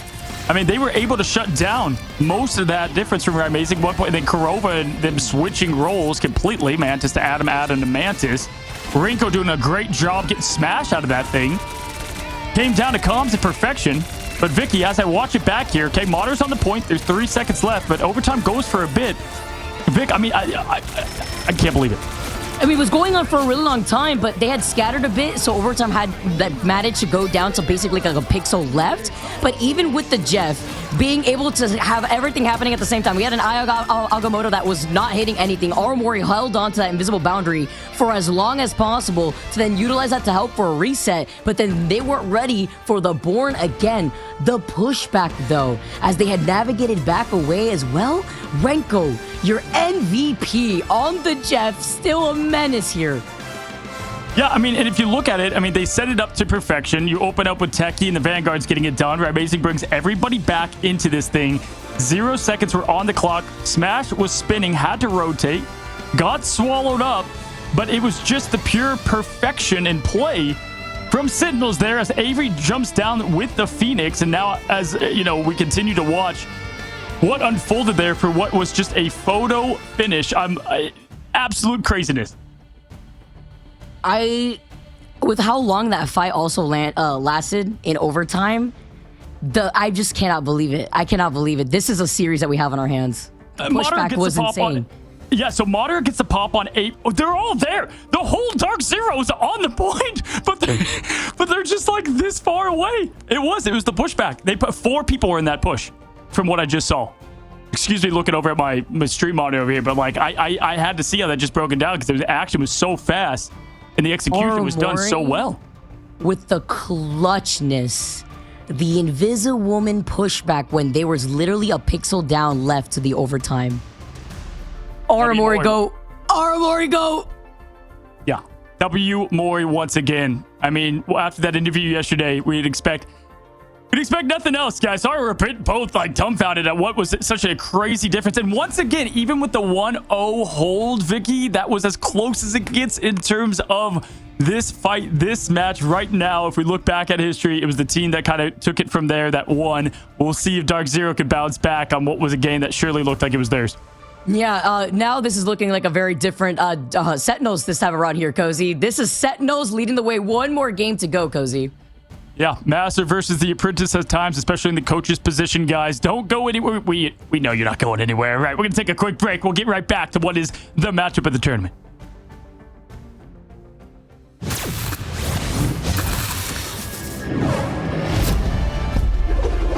Forgive me for what I am about to do. I see you.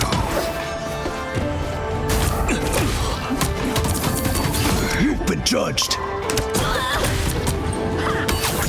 Face the devil. Wrath of the beast.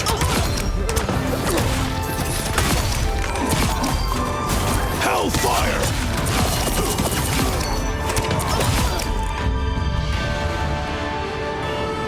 On the hunt.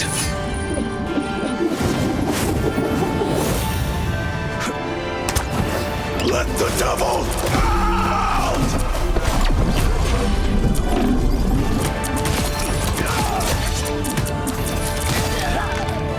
Ruthlessness is mercy.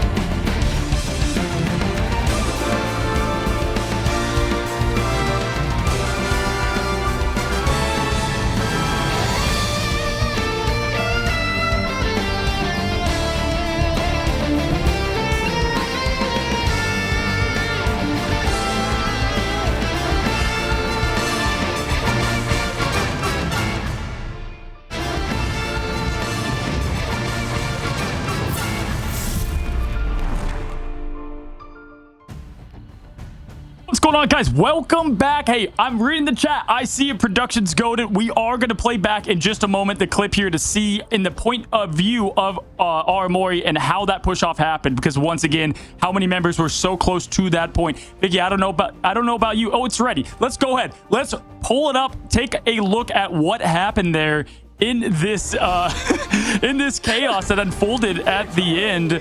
Ready to go. And this is Aramori's point of view. Once again, has that invisible boundary ready, throwing it out, and there's just everybody on the point. Invisible boundary goes off. There's the push off, the first one, so it's going to come back and reload.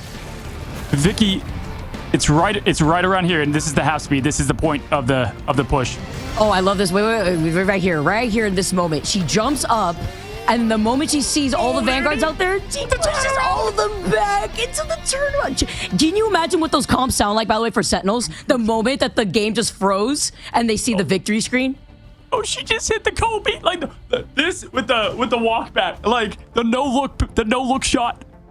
And she was doing that to rotate back out, right? Because her whole team fell, right? So she was just getting a little bit more space. But she hit 4. A 4-burger. What? The 4 for 4? Yo, that was crazy. That has to probably be the clutchest Invisible Woman push we've ever seen in Marvel Rivals Ignite, actually. Aramori haters are in shambles. In shambles. That was absolutely just elite play. So cool to see. And that's what it's all about here, guys. But we're not... the job is not finished, DarkZero fans. They were looking all the bit confident as we try to gather ourselves back up for what is going to be a great match number 4 here. Right now, 2 Sentinels, 1 for DarkZero, neck and neck. Every single point, every single map has been a close point of contention, Vic. And not a lot you can change. I definitely think Sentinels won the pick ban phase, though, for them on Spider Island. Yeah, and they are sitting at match point right now, too. So if you're DarkZero, you're wondering, okay, what's the next map we're going to be moving on to? Because they've also found so much success on Convergence as a team. Specifically, you know, what we had seen already from Central Park in game number 2. So wondering where we're going to be going on to next as we are in game 4 territory. We reset the game modes, and we are going on to Yggdrasil, where DarkZero, they find themselves 4-4 on Convoy, but they've also been down 0-1 on Yggdrasil. Alrighty here. This is so funny too, because when I was making my picks, Vicky, I just go back to the lunch I had with Aramori, and I'm like, hey, I'm not gonna... She asked me, do not pick us anymore. It's the cast of curse. They believe it. Well, I did my job. I had DarkZero winning this, who I did think had a lot of what it took as we look at the pick ban. Mantis out on both ends. Seen that a lot lately between these two. Once again, Human Torch out as well. Ultron gonna be saved. Seeing the respect here with these torches again. From both of these teams, we've seen it. The Groot bans too for both of these teams. It forced out the Protect onto that Doctor Strange, so we could see a similar rollout to what we had already seen from Sentinels if they want to rely on that 3-3 that they had before. As the Captain America and the Emma Frost are the next 2 to go, as Techie will be the one to rely on that Emma Frost, but Madara will not be able to. Yeah, and I like the Emma. Love the Emma save in the ban. Really, what Sentinels do so well is when they are on top, they finish things out. And that's what they look to do here. Strange save as well.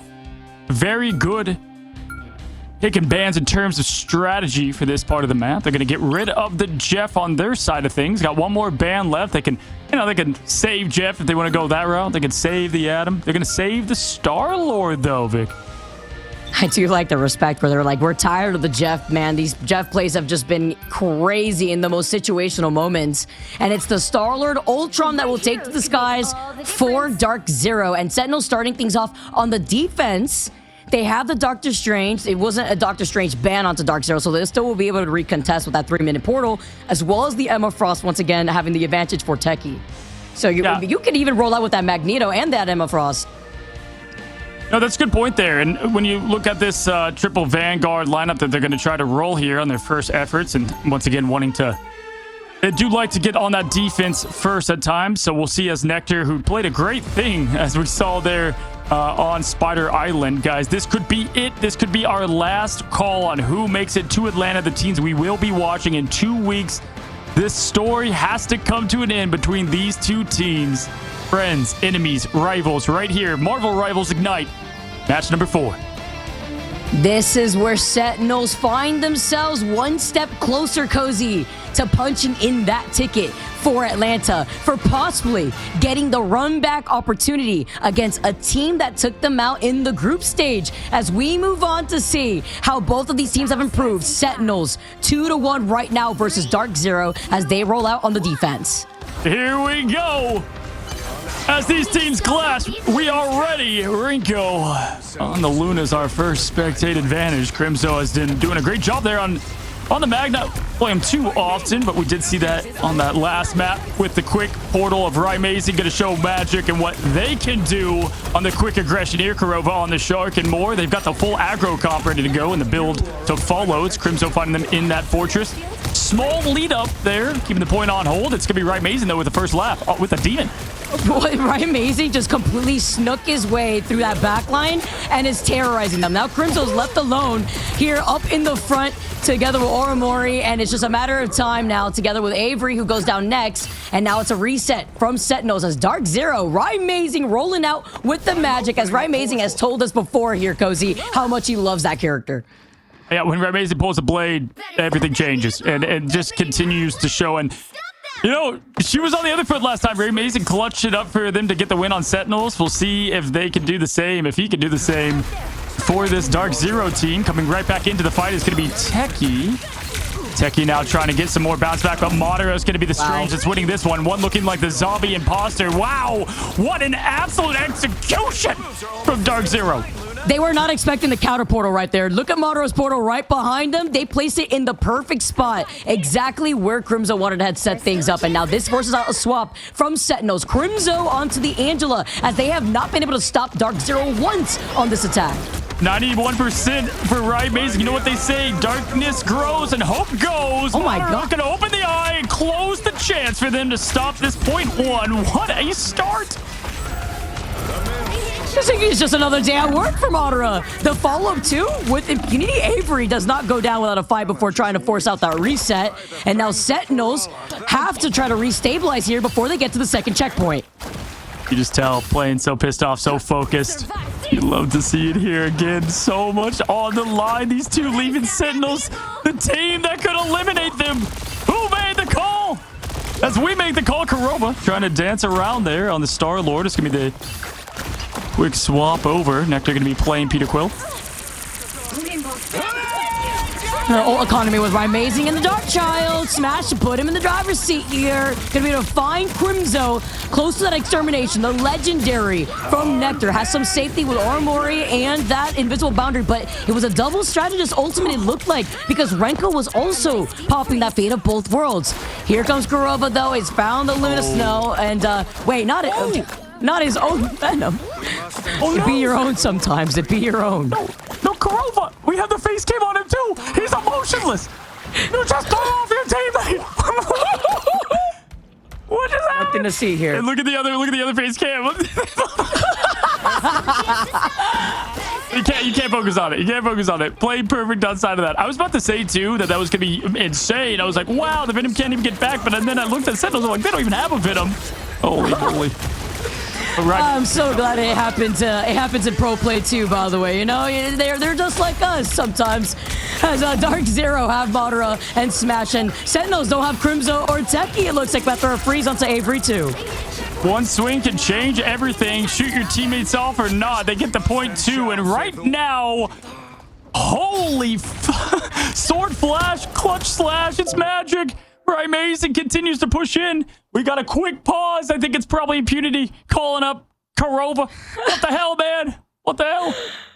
Oh, man. A quick little pause also, though, to get a nice little stall and maybe get a mental reset here. Hopefully everyone has their own peripherals figured out here. If you're looking at Sentinels, as they have not been able to restabilize once. It's just been Staggerfest after Staggerfest. But what has this series been so far, Cozy? And it's been just a sandwich of the Vanguards. Impunity. It's been a little bit of Madara, and right up the middle, it has been Rymazing. And it's just so funny to see, because last time these teams, fought with everything on the line, Rymazing was Iron Man. Jarvis was there. That's what got them the ticket and that win. And now it's on that opposition. And I don't know what it is about Ry, but when quite literally everything's on the line, he plays his best. Man, and then we're getting to see the counterplays too that we're also having from DarkZero coming out between that Doctor Strange portal, send them off to the side. Now as we get started, no time wasted. Sentinels, they've restabilized. Crimzo's got the Strangling Prison. They're looking to play the game for the first time of this map, honestly. With DarkZero having Rymazing not get off the magic too, by the way. And the Extermination aggressively not only trying to hit Sentinels in their face at the spawn room doors, but also forcing them to counterpoint and trying to path and then avoid the Strangling Prison too. We keep highlighting it. Crimzo, he's very loose with those ults, and that one did not connect to anything as Madara was able to protect his team with the shield. The kneeling commences. Techie's looking for that backline of impunity. That's just been so annoying as he just single focuses the back there, and there it is. Limbo opens. Darkchild emerges. We'll see what they pull out of it here as the Agamotto flashes, dashes. It's going to be the stun and the follow, but nothing to come from it. Yeah, Avery saw his life literally flash before his eyes there, and he still stays alive as Korova is able to get Crimzo up in the jaws mouth of that shark. Now, DarkZero, though, with only velocity, slowly approaching that fate of both worlds, don't have anything to try to cater away to this legendary. Nectar is going to be able to harass him from the high ground here as velocity gets it right on time. Talk about on cue as Rymazing then follow up together with Korova. It's unstoppable. The BRB, the nice stun here, but Impunity is harassing them alongside Rymazing. I mean, it's just been perfection of play. Armory saving their teammate there with another push as Rymazing was thirsty for more. There it is, trying to find Avery in this thing. It's Armory who did the push last time. Teammate on teammate. It's now Armory down at the hands of Rymazing. Can you believe it here as they find themselves closer and closer? 0.3, 2 minutes left. The most perfect push we've seen between them yet. As now trying to get anything going. It's Avery. He's down. It's DarkZero on top. The stall though, but it's not going to be enough. You have lost 3 or 4 of your teammates. Nobody left to stall on this point. DarkZero with a 2-minute and 25-second finish on a map that we see a lot of teams struggle to get to that third point. Yo, that was just the Rymazing show. I mean, absolute cinema from the X-Men. I just can't believe for a team that did just so well, it just happened so fast. Even with a little bit of a break in there, Vic. They had to say pause. And then when they resumed, Rymazing just continuously tore them down. The magic, is it coming out to stay as Rymazing and the rest of DarkZero start things off this time on the defense? But the Madara portal plays, the Korova friendly fire, nobody's safe. Korova said, if I'm taking down one, I'm taking down everybody. Oh, man, that was a match full of a lot of moments. You know, for me, the difference right now is the Vanguard. I mean, just straight up, Techie and Crimzo can't even find air to breathe against Madara and Impunity. It's just that constant venom in the backline, causing pressure, and Madara just being the clutch king as he's been. Sentinels don't want to let this lead escape them, and DarkZero, after coming out of what could have been them having the lead instead, are looking to take this to a Game 5, Cozy. Coming out of the gates, Sentinels, Armory, getting a little hint on what DarkZero want to roll out with on the defense over through that window as Smash is here on that Star-Lord. Behold Darkchild, behold DarkZero with a quick defense opened up. Again, not the triple Vanguard as we typically see, Vic, as we continue to highlight Smash now with quick dash. They did have the save there, and they allowed that play. And once again, it's Techie going down.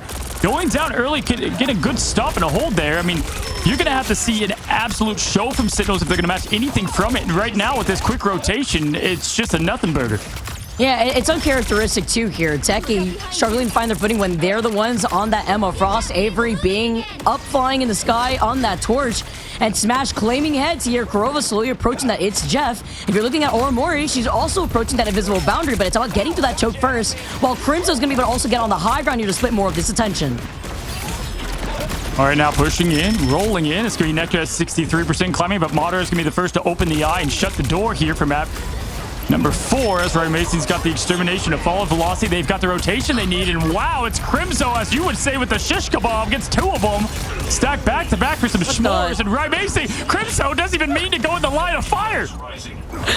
We'll take those, just serving himself on a silver platter in the middle of the line of sight of that Ultron extermination from Rymazing. Madara I have Agamotto ready to go. If you catch Orimori, you have to look for Renko too. The strategist could be in shambles, and Nectar could be the insurance policy that they need with the resets. And with Kurova getting caught out here too, Velocity to keep DarkZero in this stall, but the block off from the group wall is preventing them from going anywhere.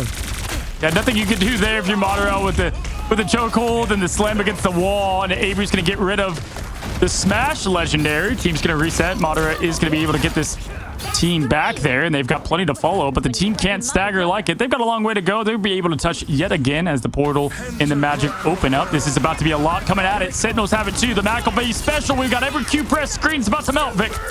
Already having a lot more of that damage on the floor, putting Ignite to the Ignite series, but a huge Eye of Agamotto catches Avery in the middle of that Supernova. It puts the fire extinguisher down on the floor, prevents him from getting any output, as Nectar is looking for the reset. Again and again, he gets it here onto Madara. He gets it for the second time. Let's see, as Impunity is so incredibly low. He gets it, and as he slammed down for the third time, Nectar is looking to clear this point. The bullet right into the top of Madara's head. I mean, that was straight on, as that was a clean finish there. Point number one. Both teams using everything to get it. Extermination is ready for Ryan Amazing. Point two was super clean, though, from DarkZero. The tougher part of this map, we typically see point one go both teams' ways, as Techie now trying to get the ship back right. And they're going to push in here, Vic. Madara also made that swap over to that Magneto, so you'll be able to have Bubble for Kurova to make the Itch Jeff plays. Right from seeing some more of that focus from Nectar as the extermination from Amazing now, but they lose out on Kurova again. Avery going crazy, gets a quick 2K here while Velocity does find Techie. Techie going down, but they're going to be able to try to break through this choke. Madara gets frozen. Beautiful follow-up to capitalize off of that. Yeah, Madara just trying to stay alive once again. I mean, get Amazing off Ultron. We just saw what happens. I mean, obviously, it's a defensive plan, a little bit of, a different strat here, but good answer, good call. Avery, the responsible member of that one, who is playing at that role Amazing used to play there on Sentinels, rises up to the moment. This is point two. This part of the point is everything, though, Vic. This is the hard part here, and with Velocity approaching that fate of both worlds, it's really what they're going to want to rely on. Smash 2 with the extermination. Elmore is getting focused here. Invisible Boundary ready to go. They want to rotate this together with Renko and that fate of both worlds. And Avery trying to call out that pesky shark who is looking to attack. Kurova does not have the Itch Jeff. And Amazing in the backline. Nice peel from Avery as they try to get the dive down, forcing out Renko and the fate of both worlds.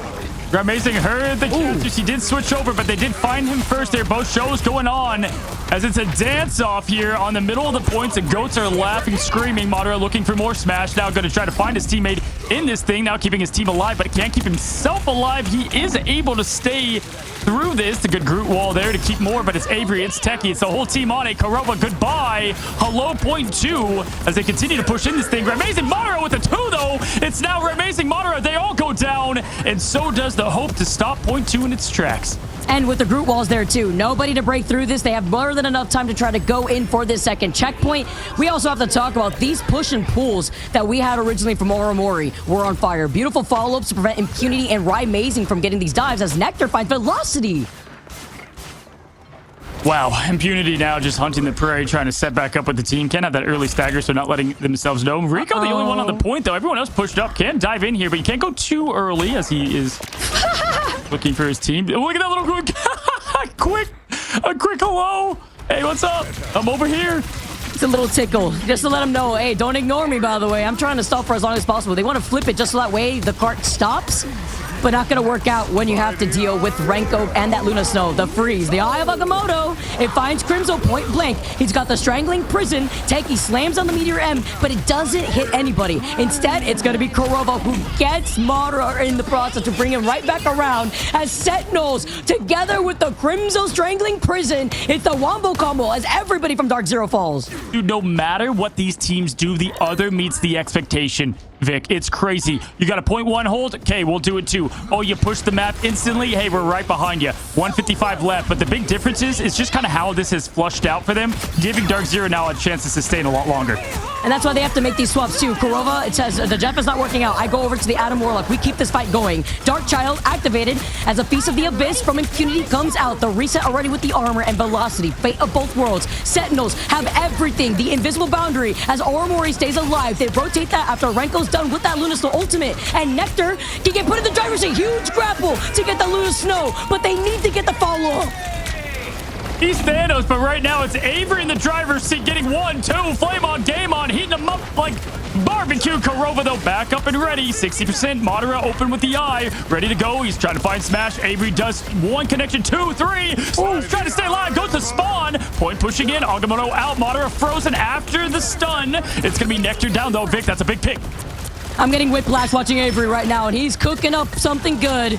It's Hell's Kitchen here as Avery is setting the board on fire, but with Madara finding Crimzo, that's a big pick because that Strangling Prison was coming up. Meteor M coming up instead here for Techie as Oromori gets another round of this invisible boundary. Huge block coming up from Madara and that Doctor Strange. Madara doing it all out here. Soulbone keeping them healthy. Crimzo with a long walk back. Oromori has the invisible boundary to sustain a little bit longer. It's going to be 30 seconds in climbing. Either way, this is a win for DarkZero in terms of the overtime. If they do it, it's both Vanguards pushing. Kurova down, though, with that res. Going to come back here slowly. No need to use it. Nectar with the 1-2 pop. Click is gone, and they're pushing in slowly.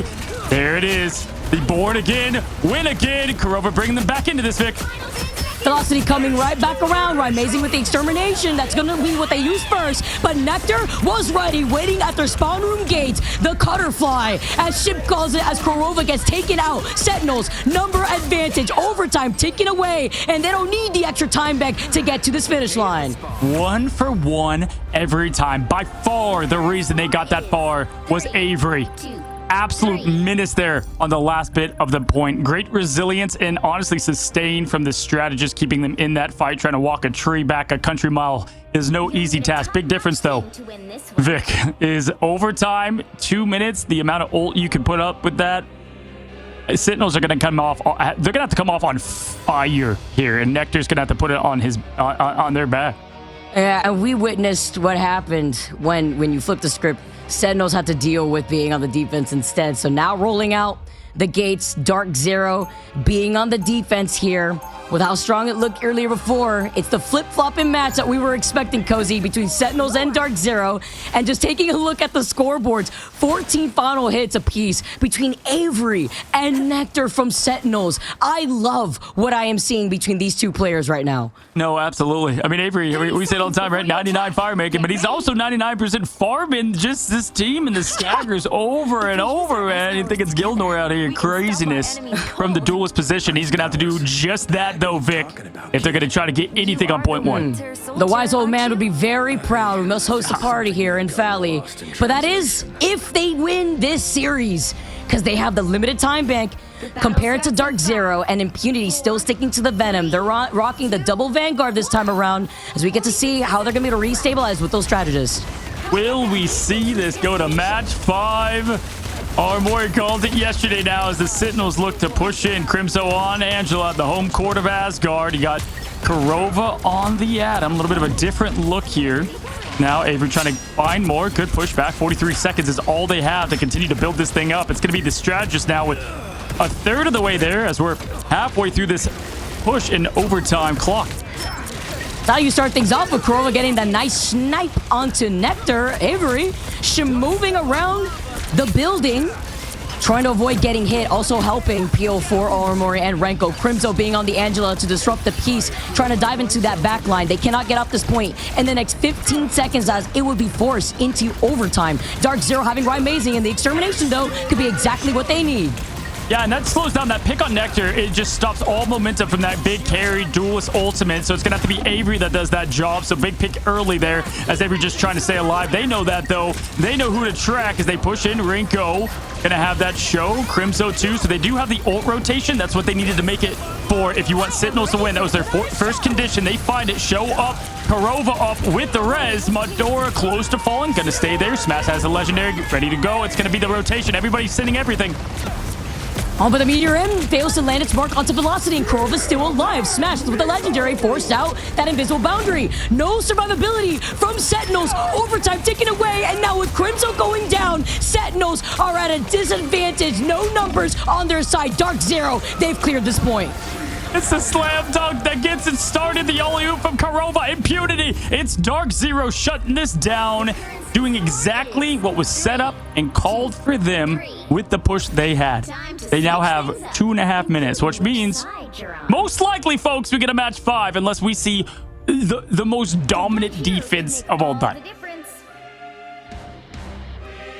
There's only so much you could rotate through, and DarkZero even had a plan for the plan. They still had their Karmic Revival in their pocket just in case. And Vic, that pick on Nectar was quite literally everything. I would have liked the Moon Knight there, maybe. I mean, wow. You know, obviously very amazing showing the Ultron here. We'll see if they just stick with the same. I think they maybe like this rotation a tad more with how long they have on the clock. I, for one, would go Magic. There was no answer to it. But maybe that's what they're prepping for. I'm just thinking back on Spider Islands, right? When we saw that really strong triple Vanguard, triple Strategist hold right before that first checkpoint. And if you're Sentinels right now, you want to try to replicate something like this, but you also want to be able to get right back into the action. Renko being on that rocket will be able to have that BRB. Looking at the stats across the board, 47,000 healing done alone from him. And now we get to see how everybody's going to be able to split up this attention, hold these two different angles, and seeing what DarkZero is going to roll out with.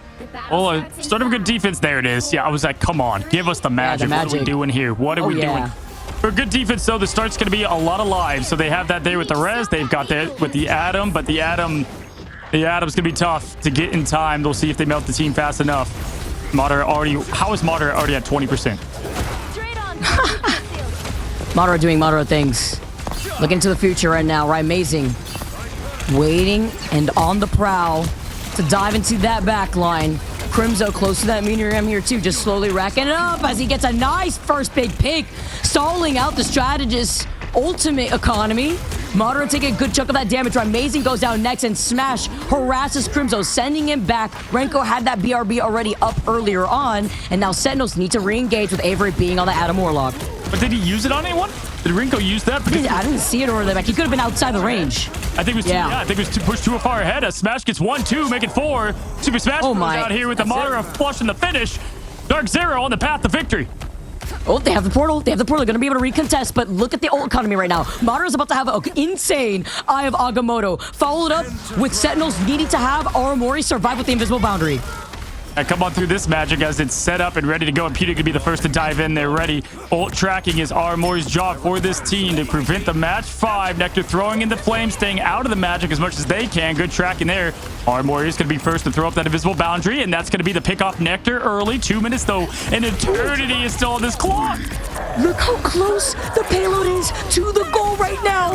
Impunity with the Feast of the Abyss. Dark Child as Impunity wipes the floor. Nobody to touch the point.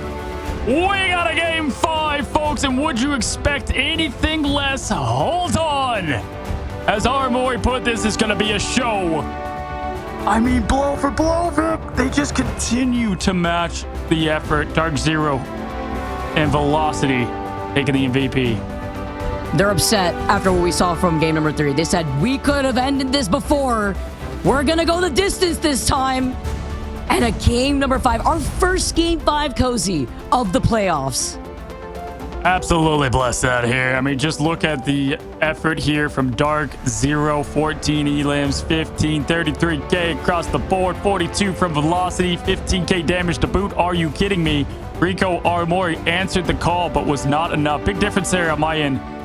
Was going to be that duelist and the momentum at play. And we highlighted it earlier, the Vanguard stoppage was no answer. No answer for DarkZero at the beginning of that thing.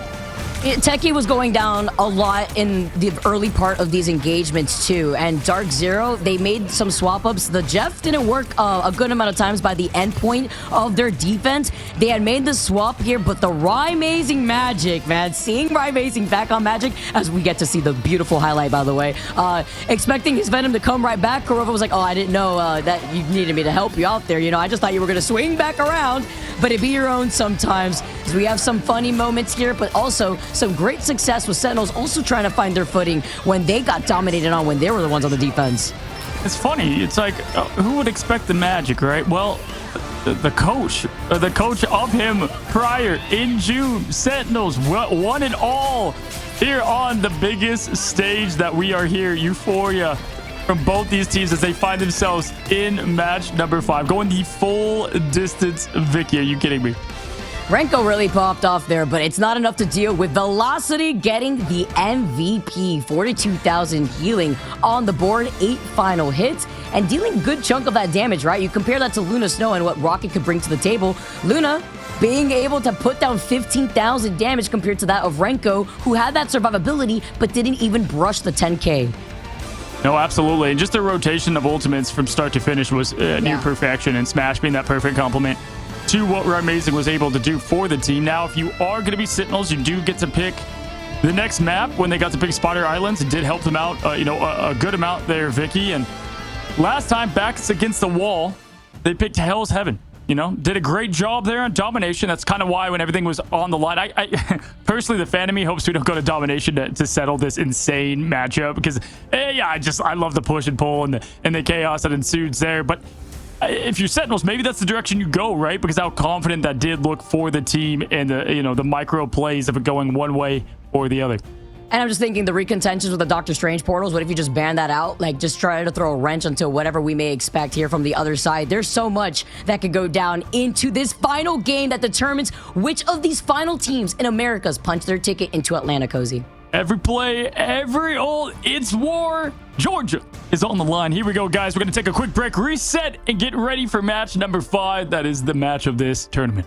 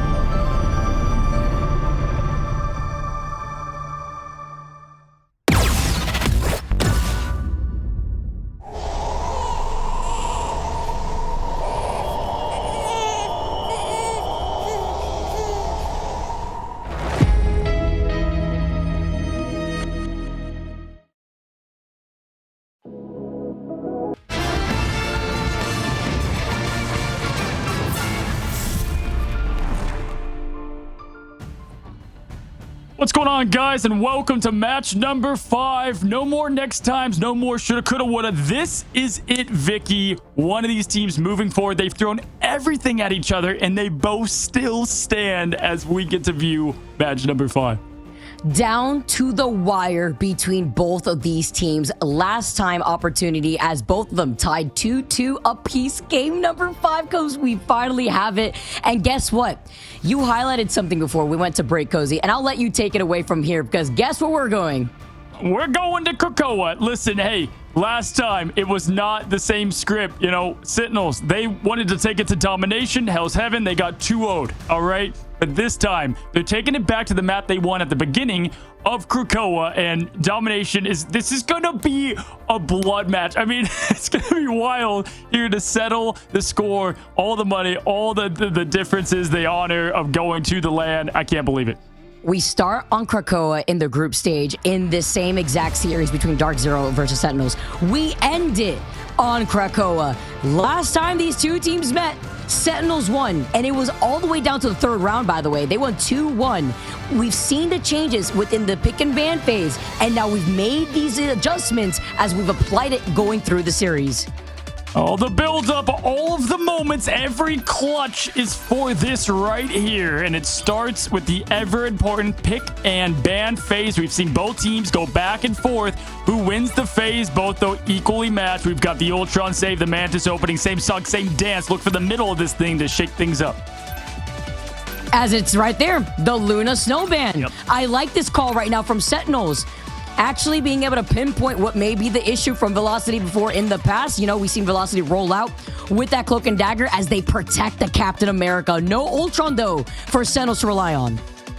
Now, I'm looking for Star-Lord. Like, if that gets banned out, the magic, that's been the big difference. The protection for Captain America was huge, though, for them to continue what Crimso's able to do. Invisible Woman is also off the table there for DarkZero. No Jeff on the other side of things. Next save going in.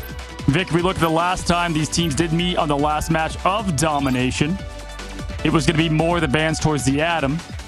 The Cap, though, being banned as well. I mean, this is a different script than we saw last time. The Rocket Raccoon save is surely going to be for, most likely, Aramori. I'm thinking, do we see from Sentinels that final ban if DarkZero does not protect the Atom, or like maybe the Atom here? As we see the respect here, too. That would be a big momentum swinger, right? Like, I would almost go with Adam, just like go with what you've done so well thus far. I mean, if you're looking at what is available to them, that's what I would personally favor, because if it's one side or the other, they're going to go with the Star-Lord. Smash has been playing that so well, but right here, if they do ban the Atom, you're right, Vic. I mean, that's just so much aggression against you, the old team that used to run this triple res so much. Or Jeff? It's either the Atom or the Jeff is what I'm thinking about here. Like Sentinels, it's the Jeff. Yeah. It's the Jeff. They rather not deal with the Jeff with the environmental chaos. And then we also have seen the It's Jeff flip so many of these fights, even if you get some friendly action. But yes, on Krakoa, exactly. Yeah, that waterfall. I'm telling you, that waterfall is lethal out there. We continue to saw wipes to wins, but they lock in here, Vic. And everyone's going to be locking in their best here, their best moments. Sentinels can absolutely feel the revenge tour over there on land, as we now have Nectar on Psylocke. Look for that matchup. It comes into play ever more, right, when you open the door here. I thought we would have saw a Venom ban as well. You know, typically that's just really tough to go up against, and last time I believe they had that ban against them. It's interesting. They've made so many of these adjustments. I love to see how a lot of our teams have developed over the course of these last few weeks. But this is where it ends right now in this series. Which of these teams will be facing off the Titans here as they move on through the bracket? Who will be punching their ticket into the very first Marvel Rivals Ignite Championship in Atlanta, Georgia? It's not just the $250,000 prize pool on the line here, Cozy. It's that chance to make history. What half of the Season 0, Season 1 MRI champions, MRC, the old nightmare if you know the old lore here. And Sentinels split in half. Amazing Kurova versus the rest of them now. It's so fun to see now as Avery goes up. Been big on this Human Torch, even bigger on Domination. Crimso's able to go full aggression with the Captain America. Impunity on the Hulk, though, with the Amazing on the Namors. A nice swap up of things. Been able to do a lot of work there. Good call and a good change of pace is now going for the point lock right away. It's going to be Sentinels on the point first. Usually forced to rely on this, and the Gamma Squid on Domination. We've seen them do it time and time again as the Nectar's on that side lock. Look at Velocity and that ult economy nearing 50% as Crimso's able to get away. Techie already pulling out that crystal as both Sentinels and DarkZero are not letting go of this point just yet. Is backing up, trying to counter-rotate here as Avery's in trouble, forced to back away. He has 1 health. He had 1 health left, and it wasn't enough, but Madara enough done. Wow, still finds him in the back, and this quick swap to the tried and true Namor and Hulk combination. Impunity truly can do it all, showcasing it right here. Good peel from Crimson, but not enough. It's a horror story whenever you see Hulk just jumping on your head and you're a flyer and you're trying to get away. You're literally one shot. You get stunned, and guess who's meeting you? It's Impunity. So DarkZero having the control over the point first, and I like this ult economy for them here coming up with Velocity already nearing that Eternal Bond as you're trying to isolate Crimson. Beautiful stun. Sorry, no health pack for you, forcing Crimson to back away. Oh my, just the Hulk slam. The team jam, the freeze, and the finish now. He's getting close, though, and low on health. It's, oh my, no chokehold. Get back here. Smash. Ooh, but a shutdown off of that grab here too. Techie laying it down. Here comes the whale. The sounding of the 7 trumpet to only find Crimzo. Terror Cape, but no follow-up as the Sonic Seduction follows up. And Avery and the Legendary as Avery gets countered by the Sonic Seduction at the hands of Mara. But shutting down Smash is even bigger. But you have to find Kurova and that Karmic Revival. It's a new player in Avery making the big difference for this team, allowing them to flip back. This Sentinels roster is really good here to hold a strong defense as they do get a very important flip even after the res. Definitely want that one back here as the cloak bubble is going to give them some safety in this thing. But Crimzo just going in, leading the charge as that Avenger. Nectar does find the prey there of Immunity. Impunity going to be going in the backline once again, but always able to just get good peel and poke. Getting out of that Bruce Banner form right out of the gates, coming out of that spawn, and he will be able to have the reset off of that World Breaker Hulk. Smash, take it to the skies. Waiting out as DarkZero give this space over to Sentinels here. Sentinels want to build up into these ultimates, as now with DarkZero having that game escape, they're trying to prevent them from setting up. All right, now Nectar trying to look for more. Avery's been responsible so far for the success on this part of the point, but Kurova's going to get Nectar out of here. That's a big play from the Golden God himself. Once on the team of Sentinels, it's Impunity with the game of clap. And the end of Aramori. Avery goes down. Rico with a quick res back, though. And right now, just a tick left on this point. The sustain is great from Aramori to keep them in this. And that was the all we saw from DarkZero. But Impunity not only pushed her out at the same time, shutting her down. So the stall was there temporarily, 55% as it flips. Again, down to the wire in this first round alone. And DarkZero have a lot coming in the bank. Wow. Absolute Gamma Slam there from Impunity. Right, Amazing has the whale ready, pulling back to their favor, 55-78. What else would you expect with these two teams going neck and neck? I'm smiling from head to toe. This is insanity. Right, Amazing throwing Tritons, trying to get that poke early. Has the whale, throws it down. It's a quick finish and exit from Rico, who gets out of there, throws up the amplifier, and Avery's going to be diving in there. No seduction this time from Madara to keep them at bay, and Avery's going to find Smash through it twice now. Smash going down to that Star-Lord. Right, Amazing throws 1, make it 2. Can't afford that point. Go back 99% and climbing. Avery getting low. Right, Amazing trying to find the new duelist there on the Sentinels as the Blessing of the Deeps go up. Oh, beautiful timing. The Eternal Bond coming out of left field as well. Avoiding the Sonic Seduction originally, and now Sentinels only really have Nectar to make a big play. Crimson with the survivability and the Freedom Charge too, but the Sonic Seduction, it does catch too. Diamond form on Diamond form. Emma v Emma as Smash has the Extermination. 99% in favor for DarkZero, but Sentinels have not given up this point yet. That's Nectar once again with the purple slam and trying to get something. Finds nothing, Vicky. Point going back, though. We're going to have to see the rotate from DarkZero to get this first point. Madara continues to put the pressure on Techie. It is a queen off now as Right Amazing finds Nectar. Madara finds Avery. DarkZero looking to get this first point. They're looking to just push them off at this point because they have the number advantage. Ranko gets stunned, and Crimzo falls low. No survivability, and now look at this ult economy. DarkZero have the Born again. They have the second other ultimate to work off of, and they have the advantage after winning round number 1. Trying to find their end game here against Crimzo and his Avengers. One away and history repeating itself. They won 2-0 on Hell's Heaven last time these teams met up, and the advantage to be up a game right here, right now. Guess what, Vic? They're also cooking here in terms of ult charge. They've got everything. And Kurova has not gone down one single time, while Impunity has been harassing Ranko and Aramori. We see some changes here as Crimzo still sticking at least to the Captain America, but the Phoenix coming out to play for Sentinels. Oh, man. If we get any more of what we've gotten today, we can expect another 1-1 here as the first domination match came down to the absolute last moment, the last stand for one of these teams for LAN now as they continue on. Yeah, Kurova staying on that Atom. Why Switch have been working so well for them. Impunity too. And clutch on the Gamma God. He would not like it when he's angry. And he's angry here, Vic. This highlights that you have to pick your poison. Do you want to deal with the Kurova Jeff or do you want to deal with the Atom? And he's made a name for himself being on the Atom, the embodiment himself, as Amazing opens up the floor with a big whale and beautiful follow-up from Smash to get that first pick onto Nectar, who has been struggling to find their footing this last map. Aramori has the invisible boundary here, has a missionary unlocked now in the next second, and DarkZero still have 3 of these ultimates rolling up.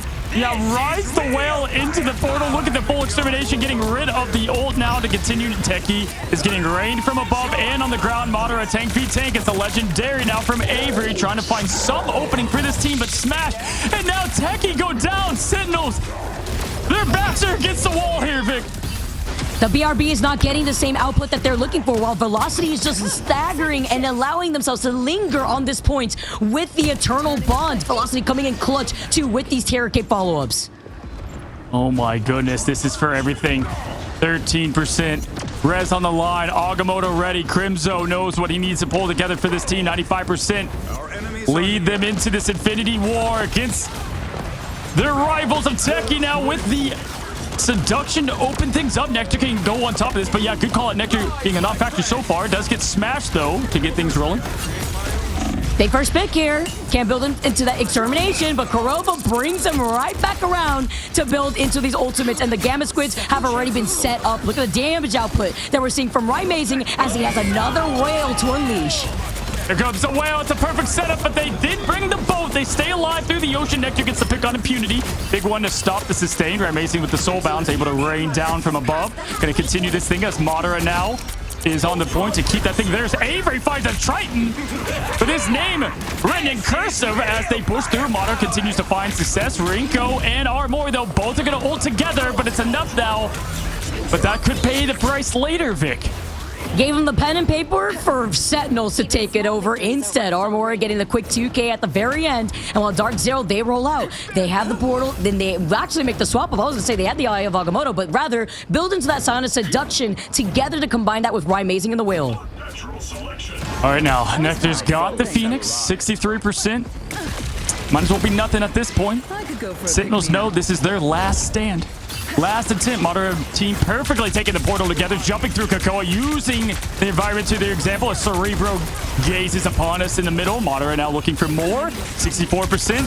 Up and up. Kurova 70. Rymazing to follow. Avery's got the legendary, followed by the Phoenix. That's the move. That's the play. But keep in mind, we had Armor and Rinko both use ults together. Madara gets Techie. That's going to be such a big opening. Oh, but they shoot him down. Rymazing with another squid advantage after hurling that Trident in his direction. Madara in the driver's seat, having their own pop-off performance, already building up the Sign of Seduction, finding the last pick onto Aramori, and DarkZero are flipping this point, already 65 and climbing. They can see the throne. They can see Atlanta. They're ready.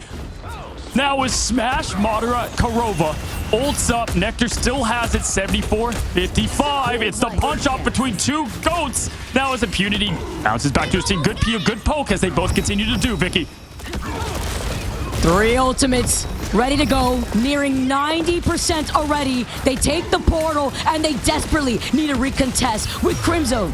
And that Freedom Charge, they need that survivability. Cycle that together with Oromori and the Invisible Boundary as it's a Sign of Seduction to start this fight. Becky sets up the team for success here. They have plenty of sustain between it, but got to flip the point first. It's Madara to match now with Kurova ready to pull the wipe to the win. Smash now with the extermination as Crimzo pushes the team forward. Good bubbles and Gamma from Impunity once again. Crimzo continues the aggression on now as the team pushes Velocity ready for the Eternal Bond to have that point sustained even more. 99% climbing up. It's going to be the Smash now. Show as he continues to find Nectar. Going to rain down. This is for everything the most important Phoenix in this person's life, and Avery gets the 1-2. Getting the follow-up here, too, off of Nectar, getting a lot of that initial damage, but they have to find Kurova. They ban the Jeff, and you let Adam pick Adam himself at this point, and Kurova bringing them all back. They have nothing against the Legendary, and Avery staying alive thanks to Aramori. Only Avery show the 1-2, the Nectar. Oh my gosh, everything used, everything played. Impunity jumping off the edge to get back with his team. 59%. Y'all, this is exactly what we thought. Impunity, Rymazing, both have ult ready on the opposition. Nectar close, Techie behind. But Vicky, the big difference maker here is this is going to just be... Smash will be the first to get there, but the strategists are pretty far behind. Yeah, exactly. Yo, Avery looked 1 second in the direction of DarkZero and got deleted. And now DarkZero walk up to this point for free. Nobody recontest from Sentinels. They're so close, and now overtime taken away. They let them have it as Sentinels were not expecting them to take that portal. Nobody left as the Whale meets them on the other side of the rotate. No clutch saves this time as the Whale throws down. No floaties. There you go. Rymazing with one. The other tick left for Sentinels, the previous champions of Stage 1, Vicky. There's moments, pixels left. Hope remains now as Impunity claps. Finds another Armori out of here with Kurova to follow. Velocity. It is Dark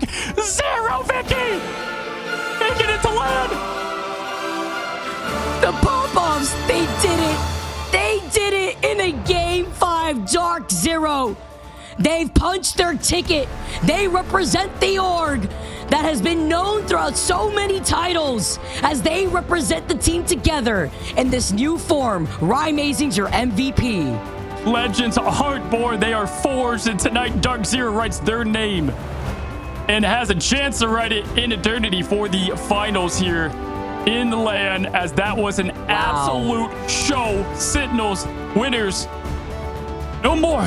We will not see Sentinels in LAN as DarkZero punched their ticket. Team full of talent, as we know. And as I always say, we always give a lot of room and big claps to the champions. Want to go ahead and say just a big honorable shout out to the entire team of the Sentinels and what they put together. There's not enough, Vic.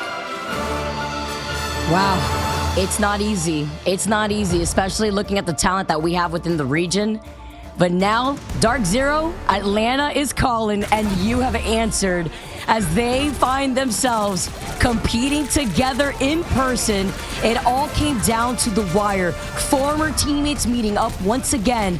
And the question begs here, Cozy, what would this final game look like if they had prioritized the Atom Band instead of the Jeff? So many what ifs here. Whether you have to pick your poison. We knew the Gambit Squids were going to come out. There's only so many bands you have at this point. Now, Vicky, that's a great point. I mean, when you look at it here, also just the confidence to go back to domination because you win the first time around. The same thing happened. The exact same thing. So you look at it, you got 2-0'd last time at Hell's Heaven. So to bring it back to the map that you wanted on, to risk it all right here, and it was Rymazing Smash, the duelist, that got it done on their side. But the whole team, start to finish, this team was crafted from champions and top talent across the board. Rymazing, though, beats his former team in Sentinels to not only send once again a team over to LAN, but this time it's 0 to hero. It's DarkZero. I can't believe it. And with a 5,000 damage differential compared to Nectar on the duelist side of Sentinels, right? Avery had tried to come out swinging with an Ultron ban here, or rather Ultron pick here for them to really rely on, and nothing could come out of it. Rymazing with the Trident play, the Gamma Squid setup, it was on another level, only going down 3 times, 10 final hits. Yeah, it continues to show what he can do in the flexibility that they put together to open up there, kind of save that kind of ace in the hole with the Hulk and the Namor, and it just worked to perfection. They saw what happened in the domination last time, didn't work out. Kurova, though, I mean, Avery was the final boss there on that second point. Kurova on that important matchup, 1-2 pop, and the Golden God once again, and just, you know, slams down that exclamation point for the team. And Impunity with a really strong start too. Came in literally swinging. These stuns were on point. And you know how aggressive Impunity likes to play on that Hulk. This whole team. And then letting Kurova having the Adam Warlock smash, stepping up once again on that Ultron pick too. I just can't believe it. I mean, against a team that was just, they were known as the Triple Res team going back. This time, Golden God in favor for them. But yeah, I mean, across the board, the Vanguard plays were perfect. Madara played the best games of their life. As we take a look at the bracket, how we got here, what we're looking at, before we welcome in what's going to be an interview, I'm sure we're letting that team just digest what was, I'm sure, a lot of emotions now. First players getting to LAN, 2 of them returning. FlyQuest, 100 Thieves up top. It's Envy, DZ here. Oh my gosh, what a show. I can't believe it. We have our official 4 teams here, Cozy. We have our 4 teams from the Americas region competing at LAN. FlyQuest, 100 Thieves, Envy, and DarkZero. And it took everything from DarkZero to push it that distance. I mean, imagine having to recover from getting pushed off the point where you felt like you had it in the bag. You saw the Rymazing magic coming swinging, and then you have to immediately do the reversal on Yggdrasil. Quite literally the man probably, you know, correlated with the hero the most in this entire game. We welcome in our interview and our winner against, once again, their former team in Kurova. Hello. Oh my god. Oh, dude, my heart. First of all, congrats on the match of the tournament and bringing that cinema to light here. Kurova. Man, first of all, it's good to see you again. I haven't gotten to talk to you since we talked at the buffet line in China, but I gotta say, man, good to see you how as does well. it feel not only punching your ticket back to LAN, but to do so against your former team, bro? Oh, it feels unreal. I feel like it was such a personal grudge match a little bit. Like, I know they're all, like, they're great friends. Like, I love them to death, but, like, it was so personal because we've been on that team for, like, a whole year, and we ended up making, like, a really big and risky decision. That match was just, like, insane. It was, like, so much nerves going on and everything. We wanted to win that so bad. Oh, yeah, for sure, man. And that's what I said, right, Vicky? I was like, you know, they're friends, they're buddies, but you guys split paths, so someone was right? And, you know, we was going to find out today. I have to ask you, Kurova, aside from some of the funny plays that we got to see, how were the comms like for your team when you guys had to re-stabilize after getting pushed off the point on Spider Islands? Oh, we're like... just full mental reset, right? Like, I think we were very likely to like win that map or it having been really, really close if we actually got like that cap on first point, because we only had to push all the way to second, and second wouldn't have been too hard. But I think we just like fully mentally reset. Like, we're like, all right, just like do some breathing exercises, let's calm down, you know, like this is map 1, like just full reset. Listen, the man responsible for a lot of the clutch plays for Sentinels of old was amazing, right? We saw that before in the past. I gotta ask for you two, right? You know, Coach Crimzo back then, you guys know each other so well, and you could actually see that blow for blow. Like, everything had a counter, every play they knew. You know, Nectar was like, I'll go on Jeff to shut down, you know, you over there on the Adam at times. How much of it is knowing your old teammates, right? Did you know what some of their kind of plans were up to and could kind of get a good feeling of what they were going to try to do? I do think that we both teams had a pretty decent understanding of how the other team was going to play. Like generally speaking, I feel like we have a pretty good idea of like how they prefer to play, what they want to play for, and what they're like really, really comfortable on. And we kind of just like kept wanting to push them out of that comfort zone, and like stepping into our comfort zone as much as possible as well. Awesome. When you saw that last ban, by the way, go over to Jeff, and you had free reign over Adam, tell me what your thoughts were, please. So we baited the Jeff ban with a Star-Lord save because we weren't planning to play Jeff, and we wanted to play Hulk no more, and we knew that they wanted to play Cap, right? Like, its final map, Crimzo saves Cap second. Like 99% of the time, they're gonna play Cap there, right? So we're like, all right, let's play Hulk no more, right? Like let's go for like a bait play. They think that like we're gonna play dive as well, but like we just wanted to play something like really, really difficult for them to dive and something really difficult for them to initiate on. And we were planning to play Adam from the start there. Listen, how perfect of that to be a Cerebral battle on Cerebro Krakoa, because it was. I mean, it feels like y'all, because I was like, oh, this is gonna be the Adam save, and there was the flip of the switch there, and so incredible job just playing the mind games against people that know you so well. You've won so many big games, Kurova, in your, I would say, decorated now career of a year in forming, going back to Nightmare to Sentinels to now. How big does this one feel for you?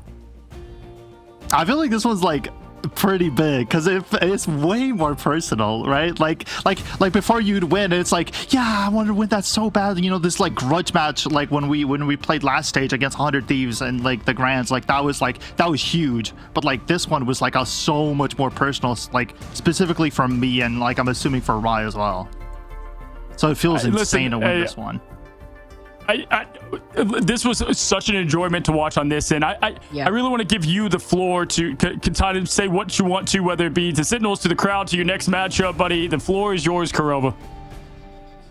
Oh, I wanna shout out Mega, our manager. It's his birthday today. And then I want to shout out my girlfriend. She's right next to me. She's been cheering me on this entire time. And then third, J3, because he's gonna bust it down because we won that match. That's what I'm talking about. I was waiting for it. I'm trying to T-ball you up there, man. Trying to T-ball you up. But listen, hey, enjoy this win. You guys have quite literally a match coming up right against Envy, right? So this is gonna be just right back into it here. Thank you for cinema. Thank you for such a fun performance. And Vicky, anything else from you? No, that was it, man. Just thank you so much for putting